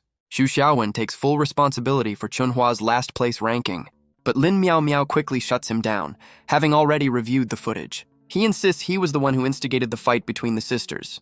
A truly noble sacrifice. She dismisses his guilt, certain Chunhua was destined for last place regardless. She explains that anyone who can't control their emotions in a test is a liability in the field. But Xu Xiaowen's expression is one of pure skepticism. He accepts her decision, but his silence speaks volumes. He changes the subject, asking what's for dinner. Lin Miao Miao offers a very inappropriate alternative. Wang Yike is horrified, suggesting barbecue instead. But Xu Xiaowen explains his bonus is gone, a casualty of the test. The news sends Lin Miao Miao into a sudden furious rage. Wang Yike can only watch, confused by her sudden outburst. Lin Miao Miao reveals she just bought time from her creditors. So much for that plan. Her frustration finally boils over, aimed directly at her money tree. With the money crisis temporarily averted, Xu Xiaowen asks about their dinner preferences. Lin Miao Miao is fine with spice, while Wang Yike is happy to go with the flow. He rushes in with a steaming bowl, yelling for something to protect the table. Lin Miao Miao improvises, using a book as a makeshift trivet. Wang Yike is relieved, noting the coffee table is a recent addition. A flashback shows the three of them have been busy redecorating the apartment. Xu Xiaowen explains he's cooking, promising a real meal out when their bonus arrives. Lin Miao Miao teases Wang Yike, surprised a clan heiress worries about prices. Wang Yike admits her failed escape attempts taught her the value of money. Lin Miao Miao points out that joining the association earlier would have solved everything. Wang Yike wonders if her sister had other darker plans for her. But Lin Miao quickly changes the subject, proposing a toast. The three of them raise their cups, a small moment of peace. Xu Xiaowen reflects on his past lives, a cycle of endless struggle. He watches the two women laugh, a warmth he's never known before. Lin Miao Miao's arrival has completely upended his plans for this life. He takes a drink, the moment sinking in. But for the first time, he thinks this chaotic life isn't so bad. His thoughts are interrupted as Lin Miao Miao calls out his name. She asks him a question he never expected. Has he ever been in love? Xu Xiaowen is completely thrown by her sudden personal question. Lin Miao Miao explains she's just curious about his type. He mulls over the question, the concept of love completely foreign, but she quickly drops the subject, turning back to the meal. She then mutters that only a complete fool would ever fall for him. He tries to steer the conversation back to her massive debts, but a sudden silence makes him look up from his bowl. He realizes both women have completely passed out on the couch. Lightweight division, apparently. He's stunned by their incredibly low alcohol tolerance. With a sigh, he scolds the two unconscious women for their recklessness. He tries to wake Lin Miao Miao, telling her to go to her own bed, but his efforts are met with silence, leaving him completely exasperated. He sighs, realizing he can't just leave them on the couch all night. It's clear they're not going to be waking up anytime soon. But even in her sleep, Lin Miao Miao is still negotiating their bonus. With a sigh, he lifts her up as she complains about a stomachache. He carries her to her room, scolding her for drinking so much. He gently tucks her into bed, his landlord duties apparently never ending. But just as he turns to leave, she grabs his shirt, demanding to know what he's doing. The sudden move leaves our boy completely frozen in shock. He realizes she's still completely out of it, muttering about being thirsty. He tells the unconscious woman he'll get her water later, trying to escape the situation. With Lin Miao Miao finally settled, he makes a quiet exit from her room. He returns to the living room, where Wang Yik is still passed out on the couch. He notes that, unlike her chaotic roommate, Wang Yike sleeps peacefully. With a sigh, he picks her up, his landlord duties apparently extending to bedtime service. He carries the second unconscious woman to her room for the night. After tucking her in, he quietly closes the door behind him. Alone in the hall, he wishes Lin Miao Miao could be as quiet as her friend. His expression is a mix of exhaustion and quiet contemplation. But his quiet night is interrupted by an unwelcome guest. It's Wang Yihan, questioning his lack of interest in the two drunk women. But Xu Xiaowen is completely unmoved by her sudden appearance. She explains that her sister ran away from home to find him, and now she accuses him of abducting Wang Yike. He calmly explains that his tenant is an adult who makes her own choices. Wang Yihan turns, comparing her sister to an unbloomed flower. She warns that the wrong influence could ruin her. A very normal, not at all creepy metaphor. Xu Xiaowen calls her out, questioning her need to control everyone. But she insists Wang Yik owes a debt to the family that raised her. He questions her privilege, asking if a controlled life is something to be proud of. His words hit their mark, leaving the clan matriarch completely stunned. But she fires back, belittling her sister's power and ambition. She insists he'll never understand the advantages Wang Yike was given. But their argument is interrupted by a quiet voice from the hall. Wang Yihan turns, composing herself as her sister appears. It's Wang Yik, surprised to find her sister is still here. She asks if her sister was asleep, revealing she heard everything. So much for a quiet night. Wang Yihan realizes her mistake, internally blaming Xu Xiaowen for the confrontation. She plays it cool, asking if Wang Yiki is ready to be taken back home. But Wang Yik's expression is firm, her resolve now unshakable. Xu Xiaowen steps in, telling Wang Yihan to leave her tenant alone. But Wang Yiki insists this is her own decision, not his. She tells him to stay out of it, ordering her sister to go home. Wang Yihan proposes a bet, certain her sister will follow her. Xu Xiaowen's eyes narrow, ready to accept the challenge. Wang Yihan dismisses this as pre-wedding nerves, a simple tantrum. She turns to leave, expecting her sister to obediently follow. But Wang Yike just watches her go, her decision already made. And with a decisive slam, Xu Xiaowen shuts the door on the clan matriarch. With the drama over, he tells Wang Yik not to worry about her sister. She quietly thanks him before heading to bed, leaving him to wonder why he's so angry. The door clicks shut, leaving him alone with his thoughts. He regrets his words, worried he only made things more awkward for her. The next day, it's back to business at the association headquarters. But first, Xu Xiaowen laments the repair costs for his trusty scooter. He offers a silent prayer to his vehicle. A man has his priorities, but a voice calls out, breaking his moment of spiritual connection. It's Yuan Zhe, the top recruit, asking if they can head in together. He makes small talk, asking about Xu Xiaowen's delivery job. But Xu Xiaowen is wary, noting Yuan Zhe's strange and persistent interest. Wenja brings up the fight with the twins, brushing off his injuries with a smile. Our boy isn't fooled, deciding it's best to avoid this guy in the future. Yenja then pivots, asking about the one ability that was never revealed. Xu Xiaowen offers a vague, unhelpful answer about being spiritual. But Yuanja's expression hardens. He's clearly not satisfied with that answer. His eyes narrow, his patience for games completely gone. And without warning, he unleashes a massive blast of pure lightning. So much for small talk. The attack surges forward, aimed directly at the unsuspecting Xu Xiaowen. A massive explosion of blue energy engulfs the entire hallway. Wanju is stunned, realizing his lightning was absorbed by a distortion. A swirling vortex of energy appears, neutralizing the blast completely, but a new voice cuts in, calling out a name from the past. A silver-haired man appears, his own power crackling around him. The Yuan family's young master asks if the man is ready to die for his sins. Talk about a warm welcome. The scene shifts, and the green-jacketed man questions his supposed crimes. He insists he's not the one who started this fight. He questions if the death of one sister is worth sacrificing everyone else. But the young master just smirks, telling him to blame the real mastermind. The man is left confused, demanding to know who's pulling the strings. The silver-haired man grins maniacally, claiming no one knows the truth. The green-jacketed man unleashes a furious blast, demanding answers. But his opponent just smirks, calling him arrogant for even trying. He casually erects a fluid wall, not even bothering to face him. The massive energy attack crashes against the barrier, completely absorbed. The lightning dissipates, neutralized without any visible effort. The attacker can only stare in shock, his power rendered useless. Nearby, another man tries to walk away, insisting this isn't his problem. But he pauses, a flicker of concern crossing his face. He turns, recognizing the power as a legendary fantasy killer. The bystander laments Yuanju's terrible luck in facing this opponent. The silver-haired man roars, furious about his fallen comrades. He lunges forward, throwing a powerful, vengeful punch. But the green-jacketed man meets the blow with his own fist. The force of the impact sends the attacker stumbling backward. But the defender spits blood, the block taking a heavy toll. Unrelenting, the silver-haired man follows up with a vicious kick. The attack connects, shattering the ground around them. He smirks, confident that his assault was successful. But Shu Xiaowen panics, realizing he can't just stand by and watch. The green-jacketed man struggles, haunted by his sister's death. But there's no time for grief as another attack comes flying in. The silver-haired man lunges forward, his face a mask of rage. In a desperate move, the defender catches his opponent's arm. The attacker smirks, surprised by this show of physical strength. But the green-jacketed man knows he's outmatched, his power useless. He's sent flying by a brutal kick, crashing to the ground. Talk about a bad day at the office. With nothing left to lose, he summons a storm of crackling energy. He unleashes a massive wave of lightning, a final, desperate gambit. But his opponent dodges with ease, the attack completely missing its mark. The silver-haired man grins, mocking his opponent's foolishness. But the lightning attack continues to surge forward with incredible force. He scoffs, declaring the desperate move completely useless. He claims he was only toying with him until now, a simple restraint. The green-jacketed man closes his eyes, gathering his remaining power. He knows he has one last chance to turn this fight around.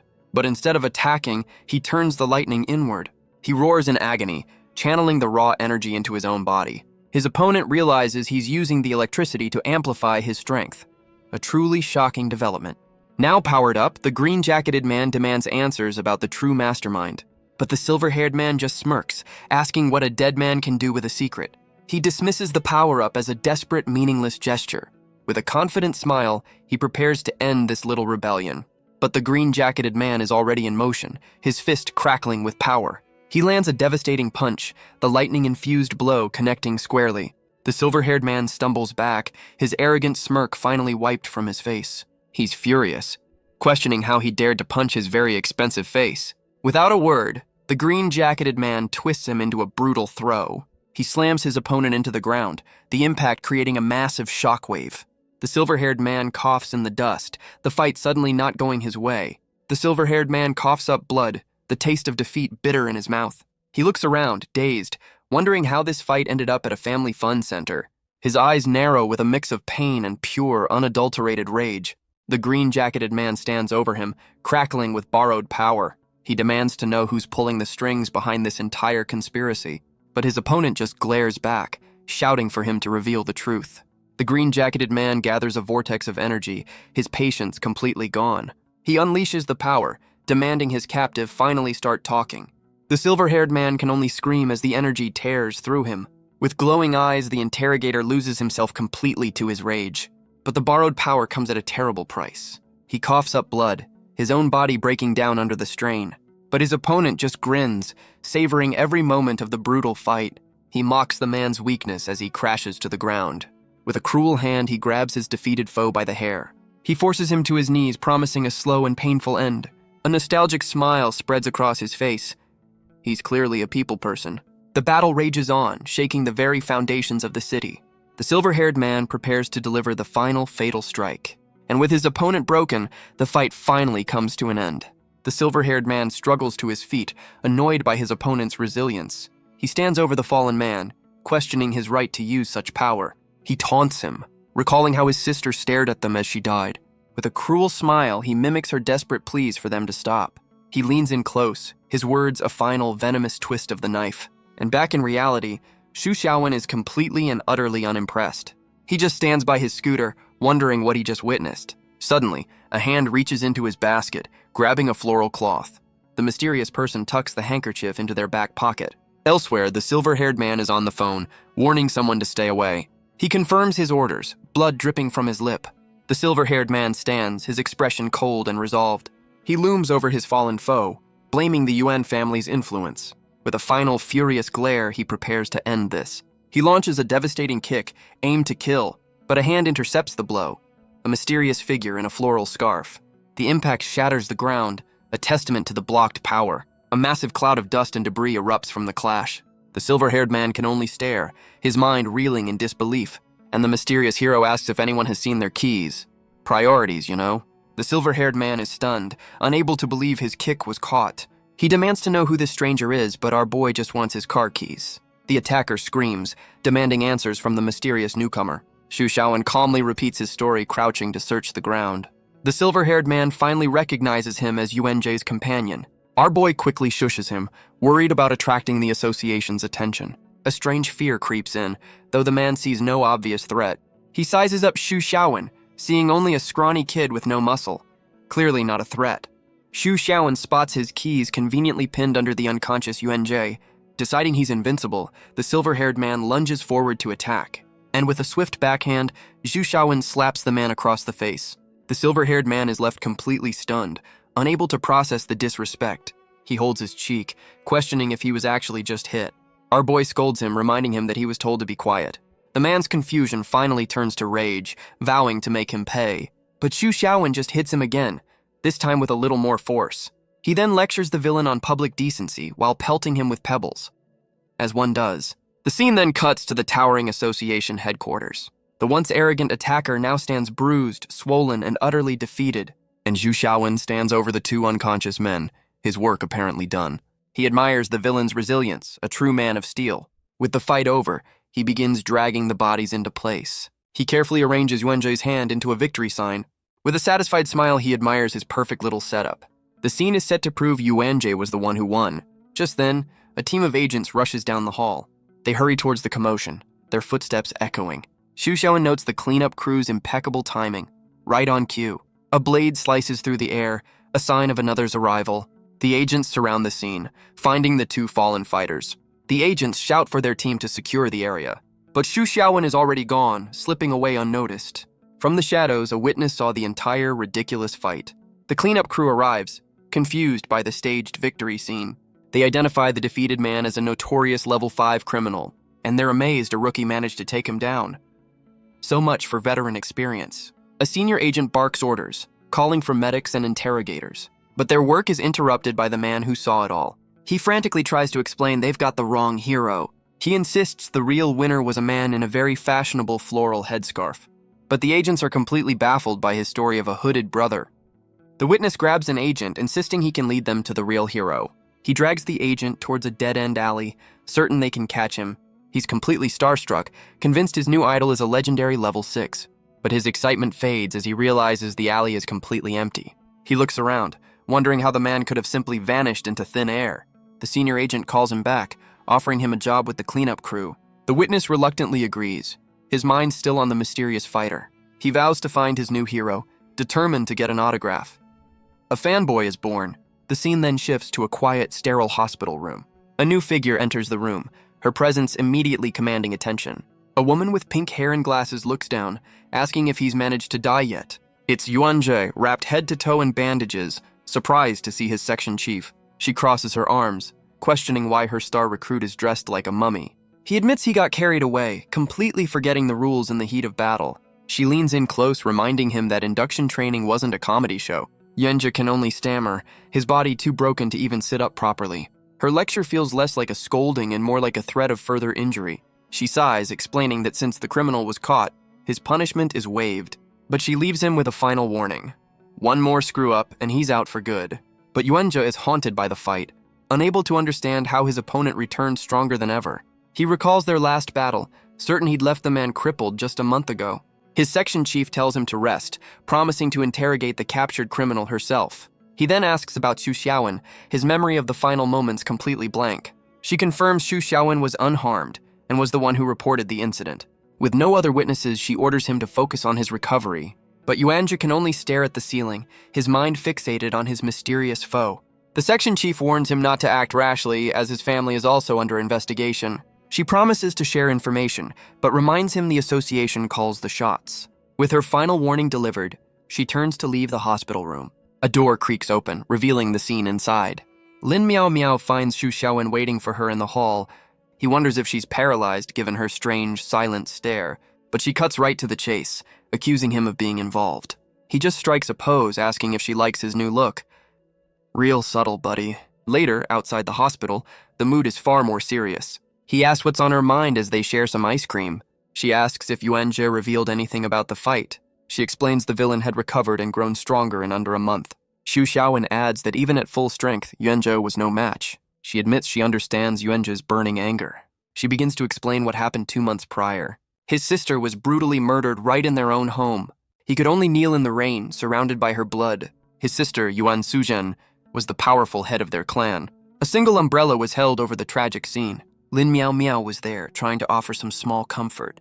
But the circumstances of her death were a complete mystery. And worse, it seems he was also a victim of the attack. With his sister gone, Yuanjie was left alone to seek revenge. Lin Miao Miao finishes her story, her expression filled with sorrow. But her tragic tale is met with the sound of snoring. She explodes, furious that he slept through the entire thing. Xu Xiaowen wakes up, blaming his sudden and mysterious fatigue. She demands to know if he heard a single word she said. He panics, trying to cover his tracks with a melted ice cream crisis. But then he asks a surprisingly sharp question about Yuan Suzhen's power. Lin Miao Miao's eyes narrow. She reveals the sister was a level 6. Xu Xiaowen points out the obvious flaw in the story. How could a level 6 fall so easily? She's stunned he caught that detail, but he just offers a cheeky smile. He connects the dots, wondering if this is all about human experimentation. Lin Miao Miao agrees the possibility is terrifyingly high. He recalls Yuanjie's desperate power-up, asking about the Yuan family's secrets. She confirms only the Yuan clan can use that specific thunder ability. Lin Miao Miao lays out her theory. Villains wanted their power, but the family refused. He admits it's just a guess, but he'll get answers from the captured criminal. But Lin Miao Miao suddenly changes the subject, a curious look on her face. She calls him out, questioning his sudden interest in Yuanjie's problems. He brushes it off, claiming it's just gossip, not genuine concern. She lets it go, pulling out her phone to show him a link she just received. She hands him her phone, telling him to see for himself. It's a gossip forum for ability users, and he's the main headline. A post details the legend of the hooded brother, complete with a very flattering sketch. The comments are a mix of disbelief and, of course, fashion inquiries. Lin Miao Miao smirks, asking if he's the mysterious hero of the hour. He's more offended by the kindergarten-level art than the accusation. Xu Xiaowen explains he never would have intervened if he knew there was a witness. She reveals she took the witness's statement, helping to cover his tracks. With the crisis averted, he stands to leave, ready to get back to his delivery job. He walks away, reminding her that a man's still gotta eat. Xu Xiaowen laments his canceled bonus and lack of new assignments. His quiet moment is interrupted by an urgent call to Lin Miao Miao. The news is dire. Their captured villain, Xing Tianxing, has vanished. She notes the timing is just a little too convenient for their interrogation, but Xu Xiaowen isn't surprised, calling it a classic villain trope. He deduces this means the conspiracy runs far deeper than they thought. Lin Miao Miao orders him back to headquarters to investigate immediately, but our boy has more important things to do, like his 5 takeout deliveries. She can only stare, completely baffled by his dedication to the gig economy. He confirms with dead seriousness that his delivery job is his top priority. She screams for Xu Xiaowen to stop, but he just keeps on walking. Her frustration boils over, a chibi version of her kicking a bench in pure rage. But her angry outburst ends with a painful fall. So much for dramatic exits. The scene shifts to the towering headquarters of the association. Inside, a much more composed Lin Miao Miao gets down to business. She and her team are baffled, questioning how a prisoner could just vanish. With grim determination, she orders a full lockdown of the building. A secretary reports that no surveillance footage has captured the escapee. Lin Miao Miao can only stare out the window, confirming he disappeared into thin air. She wonders if the cameras were tampered with, her gaze falling on an empty hospital bed. The handcuffs lie on the empty bed, checked and cleared by logistics. Her subordinate confirms the restraints should have been foolproof. But Lin Miao Miao knows there's only one explanation: a spatial ability user. She immediately demands a list of every teleporter in the association. The subordinate questions if she's suggesting there's a spy in their ranks. But Lin Miao Miao shuts her down, ordering her to just follow the command. The agent can only bow in compliance to her section chief. Lin Miao Miao is left to wonder how he vanished the moment she stepped away. She turns her frustration on the guards who were supposed to be watching him. She demands to know if they actually saw him disappear. Apparently, watching was a loose term. The guards offer a flimsy excuse. He vanished the moment they blinked. Lin Miao Miao's patience has officially run out. She orders a full review of every single surveillance tape. A door creaks open, signaling a change of scene. She returns to her office, finding a silver-haired woman waiting. The woman greets her warmly, a familiar face in the chaos. Lin Miao Miao immediately asks for an update on Wenjie's condition. She clutches her head, overwhelmed by the data and the stress. Her subordinate notices her foul mood, asking what's wrong. With a grim expression, Lin Miao Miao delivers the news. Their prisoner is gone. Her subordinate is stunned, questioning if this was an inside job. Lin Miao Miao is certain it was, furious it happened under her watch. And she's clearly handling the stress with her usual grace. Her subordinate then presents a strange black card she found in the door. She admits she's already examined it, finding nothing unusual. But Lin Miao Miao holds the card, seeing the single triangle as a clear warning. Her subordinate realizes the timing is too perfect to be a coincidence. The name Xing Tianxing reignites Lin Miao Miao's fury. She'd hoped to get answers about the Yuan family from him. Her subordinate's expression turns to one of pity for Yuanjie.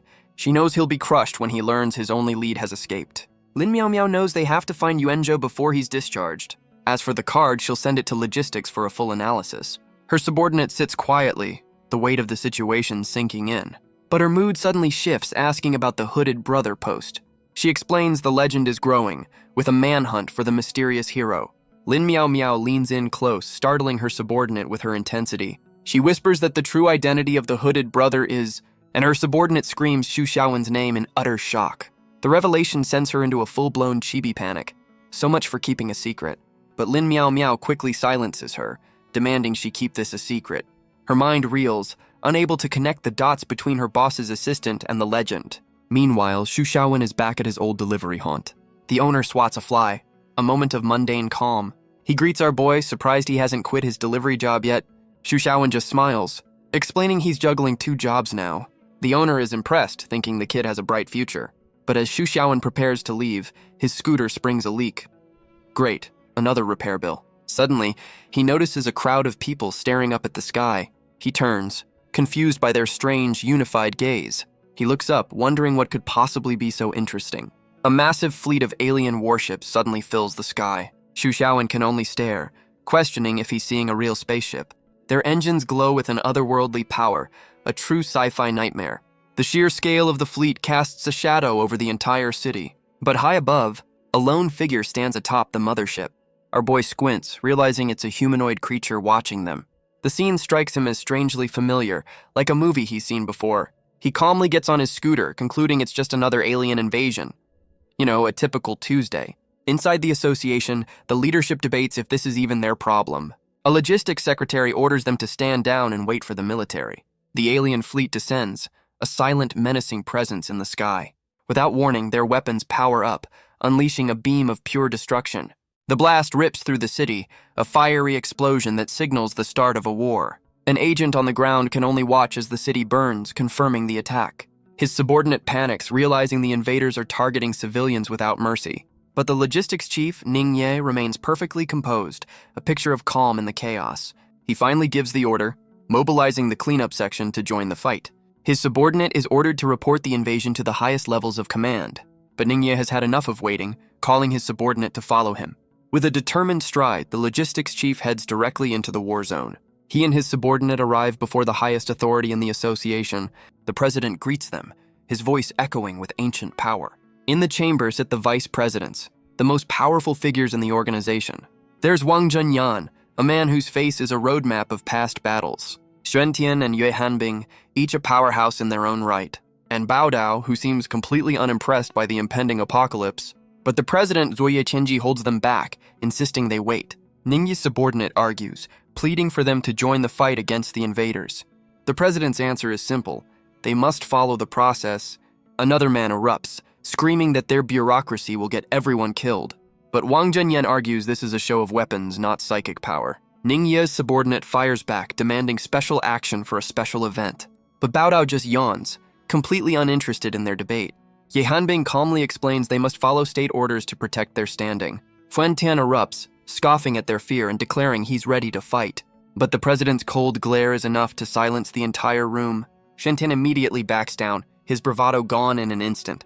The subordinate is shocked by the outburst, calling it completely unrestrained. The 2 men bow, confirming they will wait for the official notification.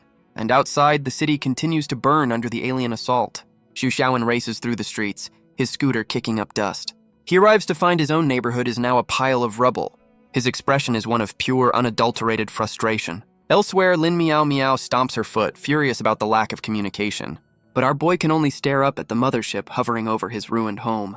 Meanwhile, on the bridge of the alien vessel, the mood is far more sterile. A blue-haired woman in a white dress makes her way through the ship.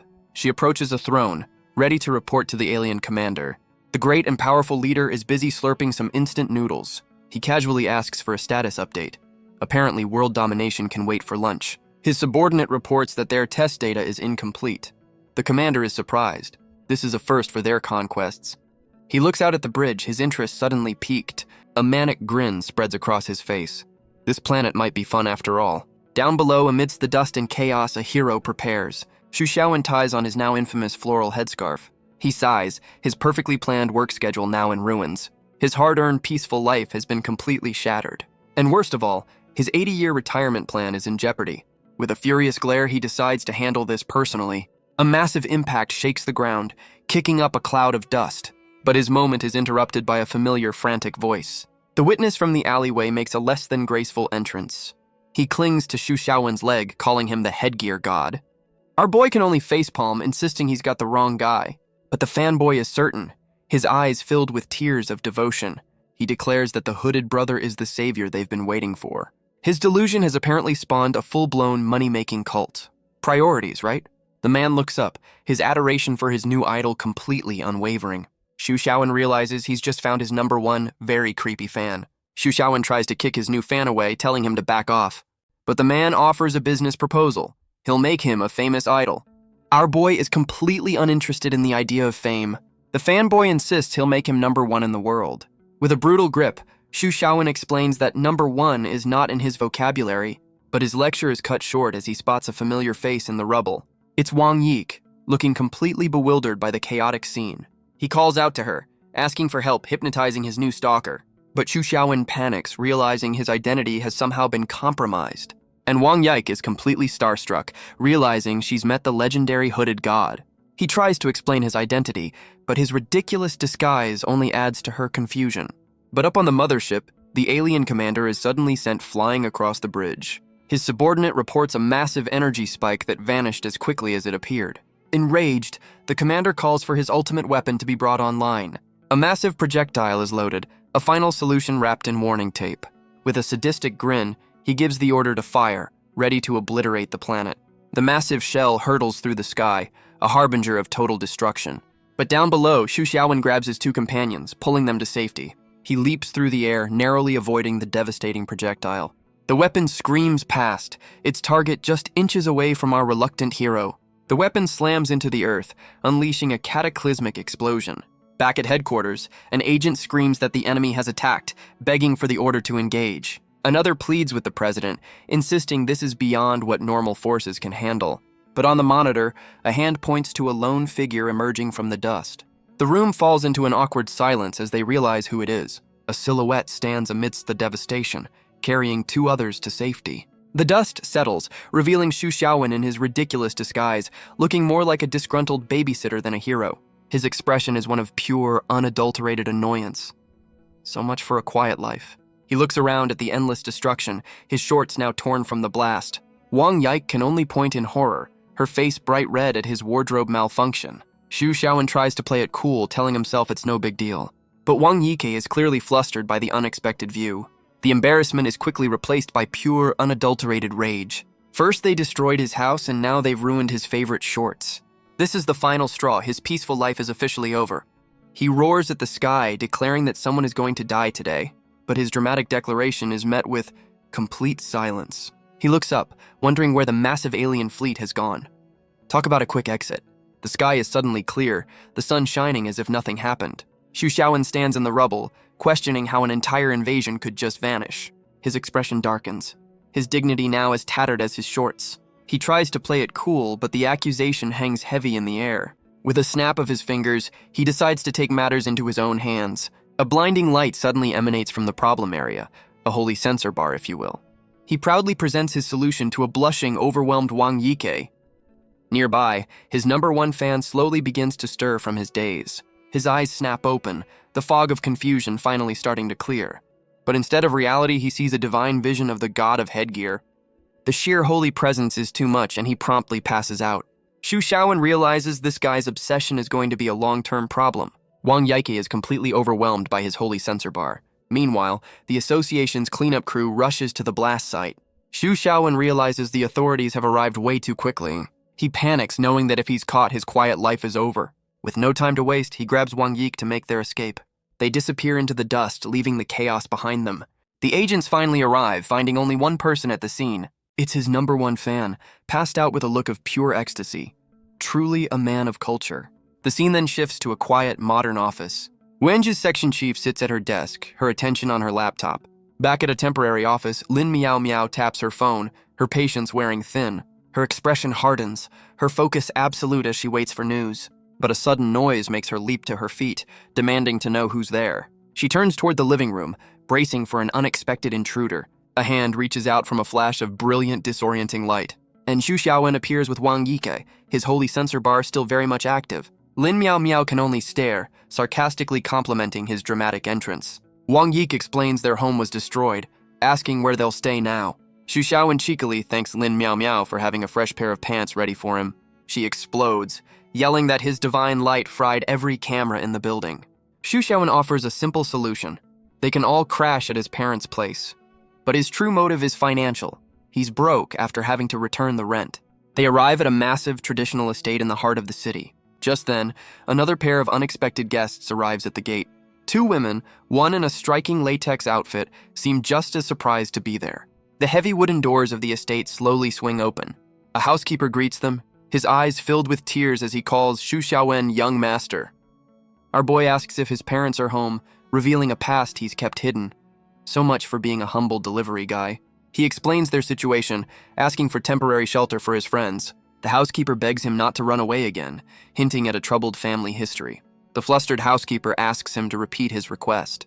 He then rushes inside, shouting that the young master has finally returned. Xu Xiaowen is met by his parents, his father immediately questioning his sudden return. His mother's expression is cold, her disappointment seemingly palpable. But her stern act shatters as she leaps into his arms in a tearful reunion. She then notices his companions, happily assuming he's brought home 2 girlfriends. But one of the other unexpected guests is less than thrilled with that assumption. His parents are already naming the grandkids, moving at a truly terrifying speed. His mother then calmly tells him to get his friends settled for dinner. Xu Xiaowen can only sigh, realizing his parents are just as chaotic as he remembers. The scene shifts to the opulent interior of the family estate. Every detail speaks of old money and traditional power. One of the guests connects the dots, realizing who Xu Xiaowen's father is. The other confirms he's the chairman of a massive corporation. His mother excuses herself, claiming she needs to find something. Meanwhile, his father plays the perfect host, offering to get them anything they want. But Xu Xiaowen eyes his mother suspiciously, asking what she's really up to. She heads straight for a massive safe hidden in the wall. So much for a casual search. With a triumphant smile, she pulls out a small ornate box. His father wisely decides to check on the kitchen, leaving them to the chaos. The woman in latex offers a polite thanks to Xu Xiaowen's father. He smiles warmly, telling them to enjoy their chat.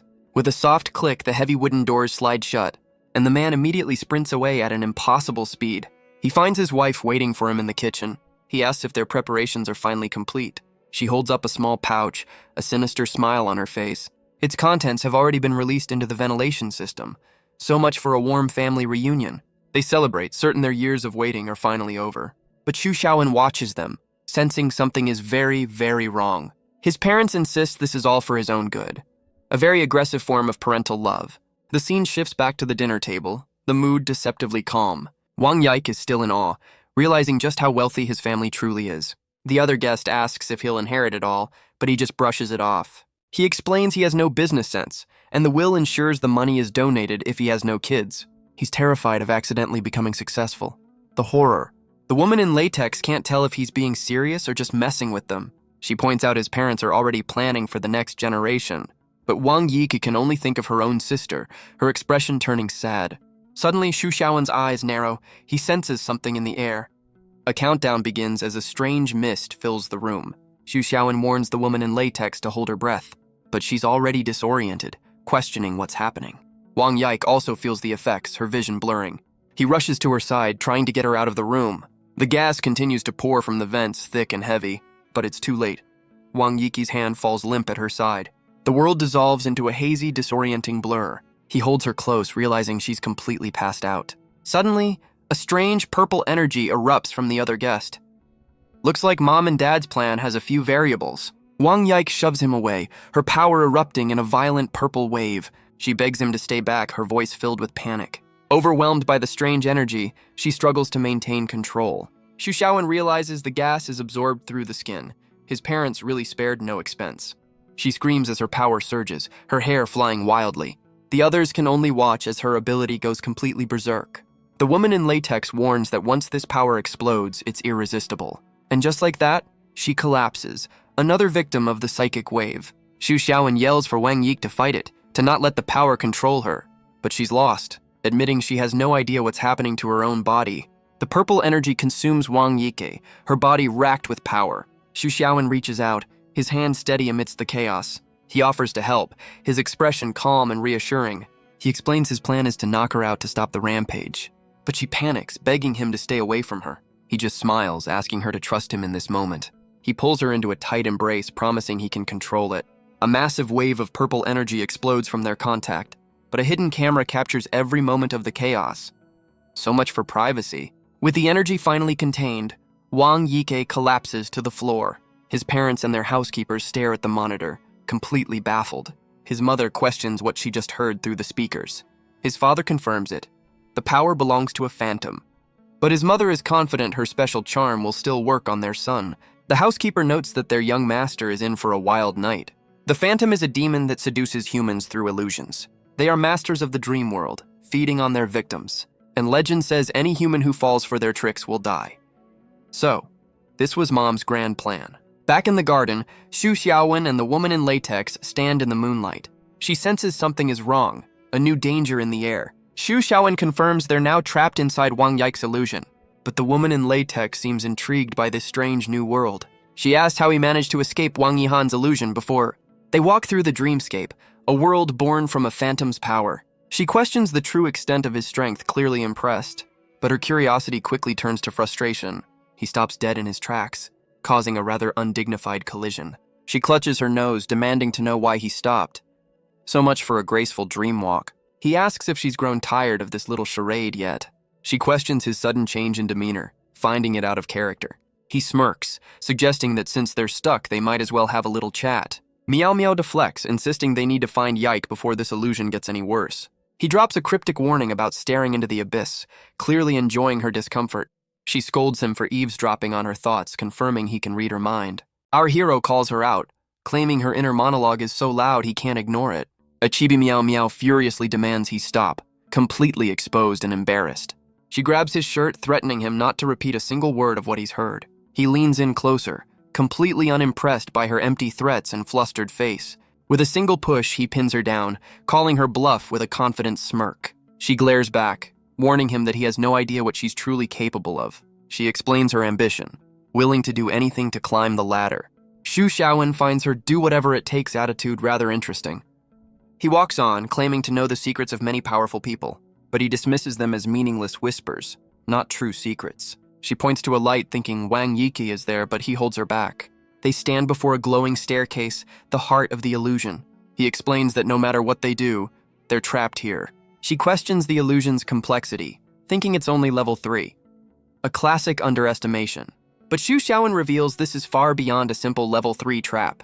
He concludes that Wang Yike is much more powerful than they ever imagined. The illusion shifts, painting a scene of a moonlit estate. Grand pillars and balconies rise from the hazy, ethereal dream. Suddenly, they're in a vast hall, where Wang Yike kneels alone.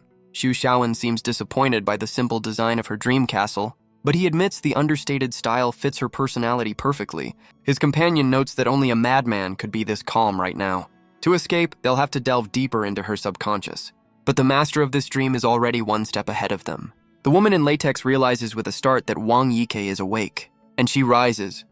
No longer a victim, but the queen of her own world.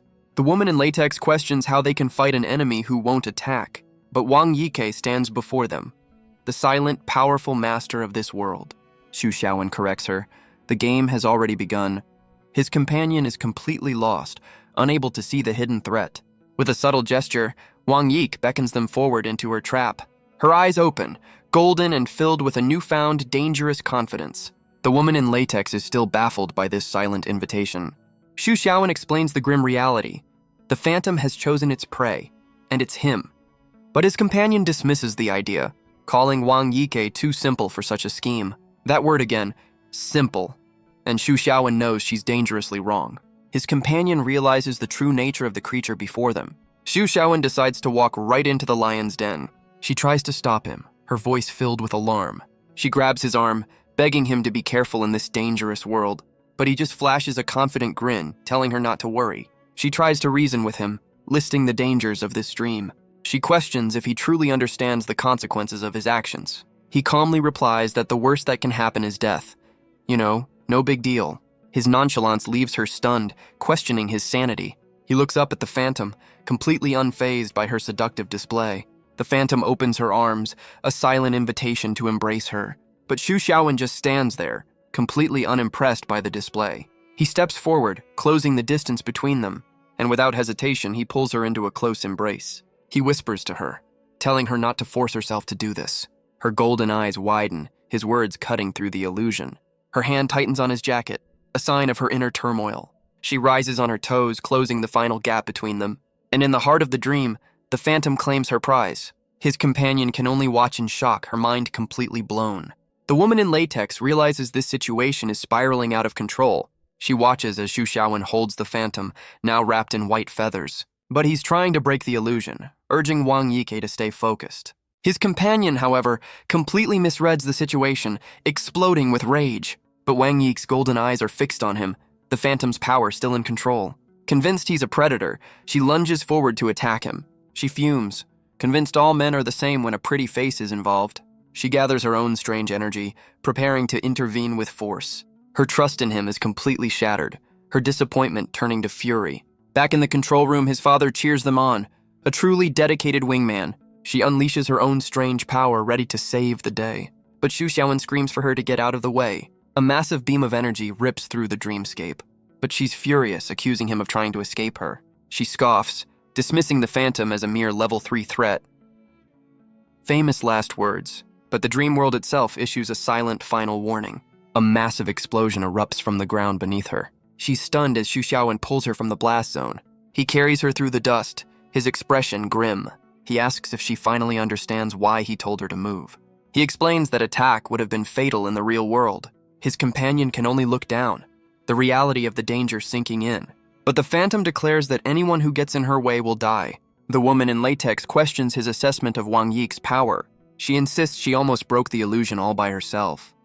Sure she did. She then accuses him of trying to break it with a kiss. Xu Xiaowen explains that now the phantom is wary of them. She brings up his easy victory over Wang Yihan's illusion. But he explains this dream is like quicksand. The more you struggle, the deeper you sink. He knows she and her sister are complete opposites in every way. He explains that while one sister uses rain to create illusions, the other uses thorns to build a cage.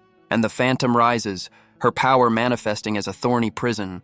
But Xu Xiaowen remains completely unfazed by the display. The dreamscape shifts, trapping them in a hall of thorns. His companion realizes the phantom is trying to lock them in for good, but Xu Xiaowen calmly advises her not to move. Classic overconfident hero pose. She suggests reading the phantom's mind to find a way out. But our boy explains he's already tried. This isn't Wang Yike, just a shell. The phantom's cold gaze confirms it. Mind reading is useless here. His companion is completely lost, questioning his talk of a hidden door. He explains the thorns are a test of trust. Resistance marks them as an enemy. But as the vines bind her, she panics, asking what happens if he's wrong. Xu Xiaowen is unfazed, claiming he's accepted his fate. A very reassuring partner. But she's not ready to die, lamenting her unpurchased leather boots. The phantom's gaze is cold, her will shaping this thorny prison. She turns away as a massive sphere of thorns engulfs her captive. The woman in latex is now completely trapped, left to her fate. But a sudden crack appears on the phantom's perfect porcelain skin. The illusion begins to shatter, the thorny prison crumbling at her feet. The thorny prison dissolves into a swarm of purple butterflies. The cage of vines peels back, revealing a new world within the dream. Xu Xiaowen and his companion stand in the opening, the illusion shifting. She can only stare, stunned that his gamble actually paid off. They step into a barren wasteland, a desolate new layer of the dream. Xu Xiaowen wonders what horrors Wang Yike has endured to create this. His companion reveals she's researched the Wang clan's history. She explains their leadership is based on birthright, not power. And for centuries, the clan has known nothing but absolute loyalty. But Xu Xiaowen has a theory, based on how they've treated Yike. His companion asks him to explain his grim theory. He theorizes that Wang Yike was always an outcast in her own family. He suggests the clan sacrifices its other children for the sake of the heir. With a cold glare, he condemns their feudal, deadly traditions. Just then, they find Wang Yike crouched in the desolate dreamscape. His companion points her out, stating the obvious with dramatic flair. The two stand on opposite sides of the wasteland, a silent standoff. He realizes she's trapped in a second, deeper layer of her own illusion, and the longer she stays, the more damage it will do to her mind. But she suddenly moves, hurling a nearby can with incredible force. His companion is completely stunned by the sudden violent shift in the dream. Her eyes widen as she realizes the true danger they're now facing. Xu Xiaowen dodges the projectile, annoyed by this sudden aggression.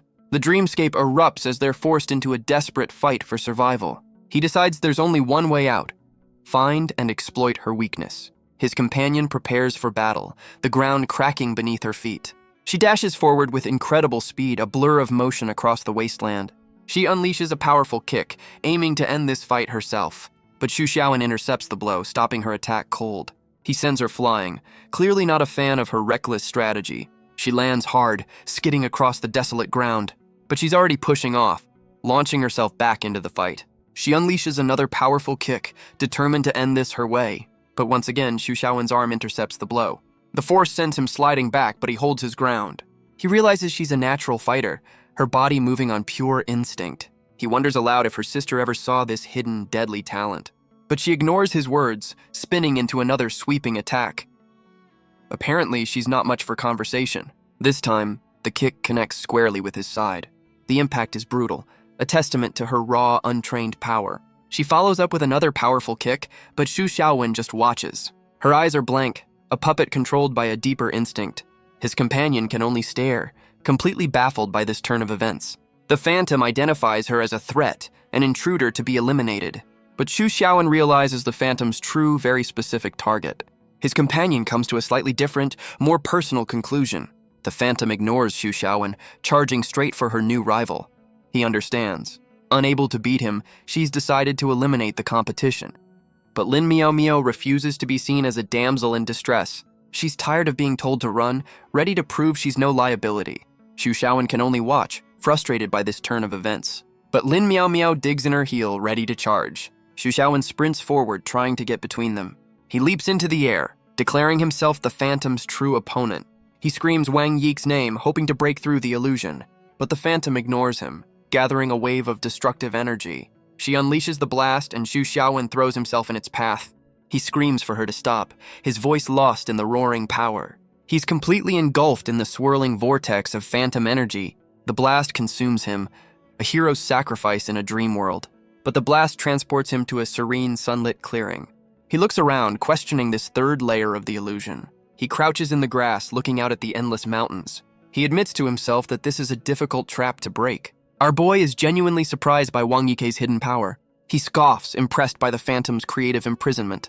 But back in the wasteland, Lin Miao Miao screams for Wang Yike. With Xu Xiaowen gone, she launches her own furious attack, because kicking a psychic problem always works. Her powerful kick shatters the ground, a desperate show of force. But she freezes, realizing Xu Xiaowen has completely vanished. Lin Miao Miao is furious, questioning how Wang Yike is using more than just hypnosis. She stares at the Phantom, wondering how she can manifest new abilities in this dream world. But a sudden realization hits her, a confident smirk spreading across her face. She remembers a key detail about psychic illusions. The creator can manifest any power they can imagine. And more importantly, anyone else trapped inside gains the same reality-bending ability. Lin Miao Miao realizes the playing field has just been leveled, a critical detail she'd almost forgotten. With a confident smile, she prepares to fight fire with, well, whatever she wants. But a moment of hesitation stops her cold. She's suddenly paralyzed by choice, unsure which superpower to manifest first. Truly, a terrible time for indecisiveness. But the Phantom isn't waiting, lunging forward to eliminate her rival. The Phantom unleashes a powerful slash, tearing the ground asunder. Lin Miao Miao panics, realizing she's still not ready for this fight. With a furious cry, the Phantom lunges forward, her attack glowing. In a desperate move, Lin Miao Miao tries to manifest a defensive wall. The Phantom's attack crashes against a newly formed hexagonal shield. Lin Miao Miao is relieved, thanking her high school chemistry teacher for the inspiration. But the Phantom just switches tactics, unleashing a massive wave of fire. The fiery blast slams into the shield, which begins to crack and melt. Her hastily constructed defense dissolves into a gooey, useless mess. Lin Miao Miao leaps away, furious at the relentless, scorching assault. Lin Miao Miao screams, desperately trying to break through to the real Wang Yike. But the Phantom just smirks, cutting her off with a single dismissive word. The dream world devolves into a chibi argument over bonus deductions. Because of course it does. Done with the games, the Phantom manifests a new power from thin air. She summons a massive water dragon, its roar echoing through the dream. The beast gathers a devastating blast, ready to obliterate its target. Lin Miao Miao is thrown back, barely blocking the watery assault. The Phantom looms over her, savoring this moment of absolute victory. She then unleashes a swirling vortex of fire and water, and their epic psychic battle turns into a full-blown anime reference. Lin Miao Miao summons a massive battle axe, ready to bring this fight to a brutal end. The axe slams down, the impact sending a shockwave across the dreamscape. But the Phantom emerges from the dust, her eyes glowing with rage. Lin Miao Miao realizes they're both exhausted, locked in a pointless stalemate. She admits that at this rate, their fight will never end. So she changes tactics, questioning the Phantom's true desire to win. The question seems to hit a nerve, causing the Phantom to falter. Lin Miao Miao then proposes a high-stakes gamble to settle things. A very healthy coping mechanism. The Phantom hesitates, her expression a mix of anger and uncertainty. With a confident smile, Lin Miao Miao asks if she's willing to bet her life on the outcome. The dreamscape shifts, becoming a high-stakes gambling room. Lin Miao Miao lays out the rules for a game of rock, paper, scissors. The winner will be decided by the best 2 out of 3 rounds. She smirks, confident the Phantom understands the simple rules. She declares this will be a contest of pure luck. A bold move. The Phantom accepts the challenge, her expression completely blank. With a practiced hand, Lin Miao Miao shuffles the cards. Her eyes narrow, her focus entirely on the game before her. She draws her hand, the first round officially underway. Across the table, the Phantom waits, her gaze cold and unreadable. With a delicate flick of her wrist, Lin Miao Miao selects her card. The Phantom mirrors the action, her own choice hidden from view. The two women face off across the table. A silent, deadly challenge. Lin Miao Miao analyzes the odds, realizing the game is perfectly balanced. The Phantom gives a silent nod, ready to begin their high-stakes match. But Lin Miao Miao has a plan, banking on Wang Yike's conservative nature. With a confident cry, she throws down her first card, making her move. The Phantom calmly places her own card, meeting the challenge without hesitation. The cards are revealed. Lin Miao Miao's paper against the Phantom's rock. But the Phantom's cold voice declares victory, twisting the rules of her own world. Lin Miao Miao's eyes narrow, realizing the Phantom is just making up the rules as she goes. The Phantom taunts her, asking if she's scared now that the game is on the line. Furious, Lin Miao Miao slams her cards down, demanding they finish this. In the second round, she throws down her card, declaring she's playing rock. The Phantom calmly plays scissors, easily taking the second point. But in the third round, Lin Miao Miao's paper finally beats the Phantom's rock. She breathes a sigh of relief, a glowing sigil on her chest as she finally scores a point. The Phantom's gaze remains cold and empty, completely unmoved by the turn of events. With the score now tied, Lin Miao Miao challenges her to the final deciding round. A confident smirk spreads across her face as she prepares to play her final card, scissors. But Lin Miao Miao plays her next card, confidently declaring it's rock. The cards are revealed and both women have played paper. Lin Miao Miao breathes a sigh of relief, confident in her strategy. But the Phantom calmly declares the round a draw, resetting the board. Lin Miao Miao lays out the odds, admitting the Phantom has a better hand. The Phantom questions how she can read her moves in this illusion. Lin Miao Miao just taunts her, refusing to reveal her secret. A true professional poker face. The Phantom holds her card, her blank expression hiding her confusion. She's baffled by Lin Miao Miao's confidence, certain this game is pure luck. But Lin Miao Miao just smirks, asking if she's really just pretending.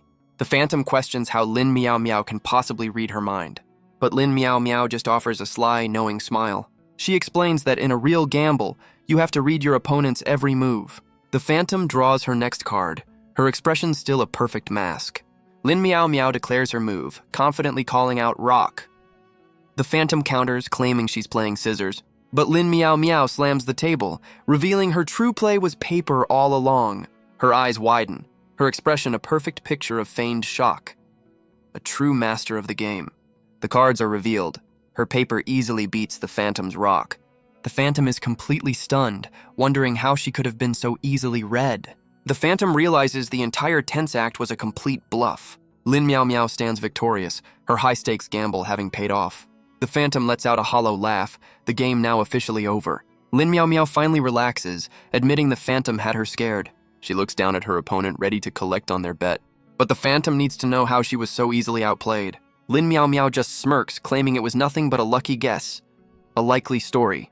The Phantom erupts, refusing to believe in such impossible luck. Lin Miao Miao invites her to think back on how the game truly played out. She explains it was all psychology, exploiting a novice's predictable moves and using verbal cues to manipulate her choices. She explains how she used verbal cues to plant suggestions in the Phantom's mind, but she plays it cool, claiming it all came down to being luckier. She celebrates her win, conveniently forgetting her life was on the line. The Phantom slumps over the table, completely and utterly defeated. With a triumphant shout, Lin Miao Miao declares her victory. She orders the Phantom to bring Xu Xiaowen back and release them.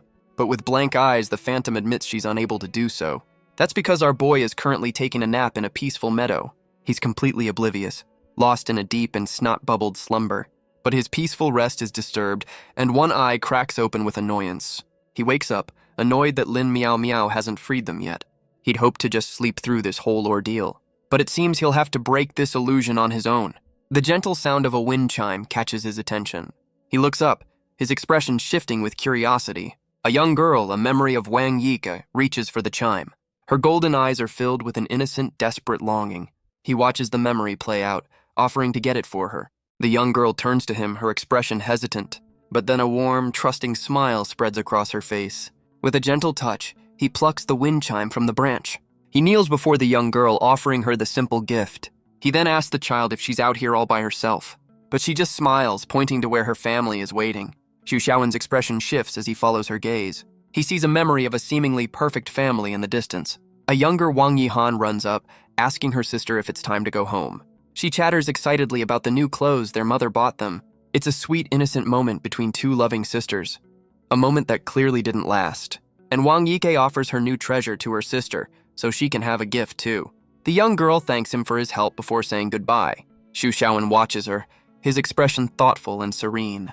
The two sisters then run off together down the sunlit path. He watches as they vanish into a brilliant, ethereal light. He stands alone in the clearing, the memory now faded. He realizes this perfect family is what Wang Yike truly desires. He questions how her power is so much greater than her sister's, yet she's only ranked level 3. He wonders if this idyllic memory is the cage that truly holds her. A prison made of happiness. The scene shifts, and a hand opens a wooden drawer. It reaches deep inside, searching for something hidden within. A hand pulls a photograph from its simple wooden frame. Back in the real world, Wang Yihan holds the empty frame, her expression unreadable. The photo reveals the truth. A happy Yihan and a timid, neglected Yike.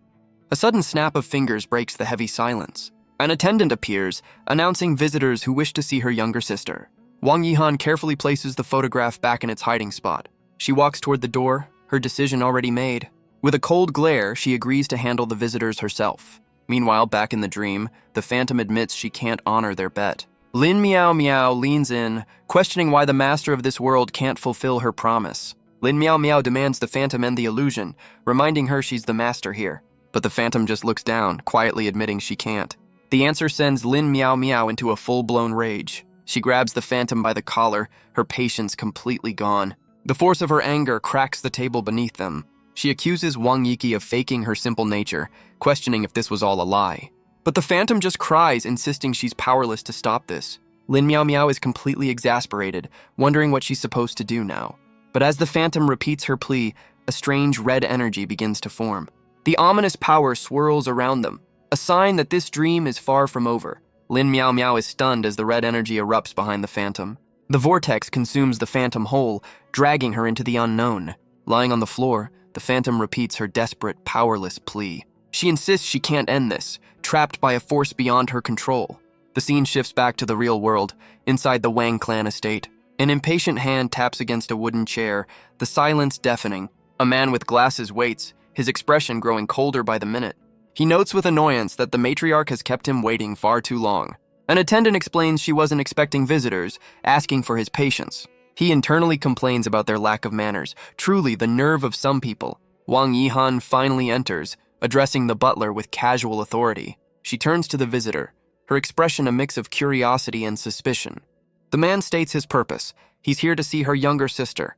But Wang Yihan claims her sister is asleep, an excuse he doesn't seem to buy. She settles in, feigning ignorance and asking him to clarify his doubts. He explains the rumors of Wang Yike's involvement with the association. This creates a political problem, as both families serve a higher power. He insists on a face-to-face meeting to clear the air. So much for a friendly visit. Wang Yihan finds his choice of words a bit too aggressive for her taste. He claims he's just trying to ease the concerns of his own clan's leader. With a sharp snap, Wang Yihan's hand hits the chair, her patience gone. She explains a convenient family tradition about pre-wedding meetings. If they insist on breaking the rules, she'll simply terminate the marriage contract. The visitor is completely stunned by her sudden, aggressive ultimatum. With a cold glare, she orders her unwelcome guest to be shown the door. The man turns to the butler, questioning this sudden hostility. He tries to play the peacekeeper, suggesting their families should be allies. But Wang Yihan accuses his clan of slander and breaking their traditions. She questions if his family was ever truly sincere about the marriage. She then implies his family might have other, more sinister motives. The visitor is stunned as he's accused of betraying his own lord. He quickly proclaims his family's unwavering loyalty, trying to save face. But internally, he seethes, accusing Wang Yihan of slander. She turns his words back on him, questioning her own family's loyalty. He immediately backtracks, deciding it's best to leave before he digs a deeper hole. Wang Yihan watches him flee, her victory in this political game absolute. Meanwhile, Lin Miao Miao is pulled into a swirling vortex of energy, but a powerful hand grabs her, surrounded by crackling lightning. She cries out as she's yanked from the chaotic dreamscape.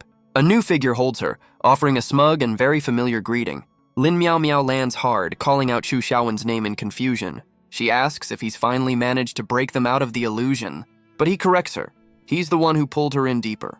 He gestures to their new surroundings, asking if she recognizes the place. Her eyes widen as she identifies the Wang family mansion. The impossible scene leaves her completely and utterly bewildered. She asks which layer of the dream they've been pulled into now. Xu Xiaowen reveals it's a third level, one even Wang Yike doesn't know exists. The revelation sends a jolt of pure shock through Lin Miao. Miao. She's stunned, admitting she's never heard of such a powerful illusionist. He explains this hidden layer wasn't made by Wang Yike, but for her. He admits he doesn't know who created it, but finding Lin Miao Miao was a challenge. He describes this secret level as a perfect, happy fairyland. In this world, Wang Yike was confident and cheerful, a complete opposite of herself. But Lin Miao Miao feels dizzy, overwhelmed by the dream's strange atmosphere. Xu Xiaowen, however, is completely unaffected by the illusion's power. He decides they must find a way out, worried about their vulnerable bodies. Back in the real world, the room is quiet, the scene deceptively calm. The housekeeper stands over their 3 unconscious forms on the floor. With a nervous blush, he apologizes for what he's about to do.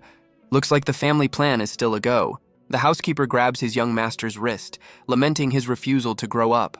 He declares he must help secure the family's 100-year foundation. He carefully arranges Xu Xiaowen's hand next to the unconscious women. With the scene set, he declares his part and this is now done. He drapes Xu Xiaowen's arm over Lin Miao Miao, completing the setup. The housekeeper weeps, certain his master will be grateful later. A truly dedicated wingman. But back in the dream, Xu Xiaowen gets a very bad feeling. He explains how he was pulled into this second level, a hidden prison. He theorizes that Wang Yike's weak will has left this space vulnerable, and now this cage within a cage is being invaded by a stronger presence. He explains this invading force gave him a glimpse into the dream's secrets. He believes Wang Yike's true self was fighting back, but was overwhelmed. Lin Miao Miao muses that Yike's harsh life created a deep longing for beauty, but he sees the cruelty in creating a perfect heavenly world just to trap her. He calls it a twisted, deeply personal form of revenge. Lin Miao Miao dismisses it as typical noble family drama. He explains he found her when the invasion destabilized the dream world. A momentary crack in the illusion was all the opening he needed. But she's confused, questioning why this is a third level at all. He explains the other dream collapsed, pulling them both into this new space. Lin Miao Miao asks if he managed to defeat the Phantom. She recalls the Phantom's desperate plea about not being able to end the second level. But a sudden realization hits her, a new theory taking shape. She realizes the Phantom couldn't end the illusion at all, not just one part of it. Xu Xiaowen confirms her theory. The Phantom was unaware of this hidden third layer. She kept her promise but sent Lin Miao Miao deeper into the dream instead of out. Lin Miao Miao knows they have to escape, worried about the spiritual toll. She fears that if they stay too long, they'll be absorbed completely. A truly terrible way to go.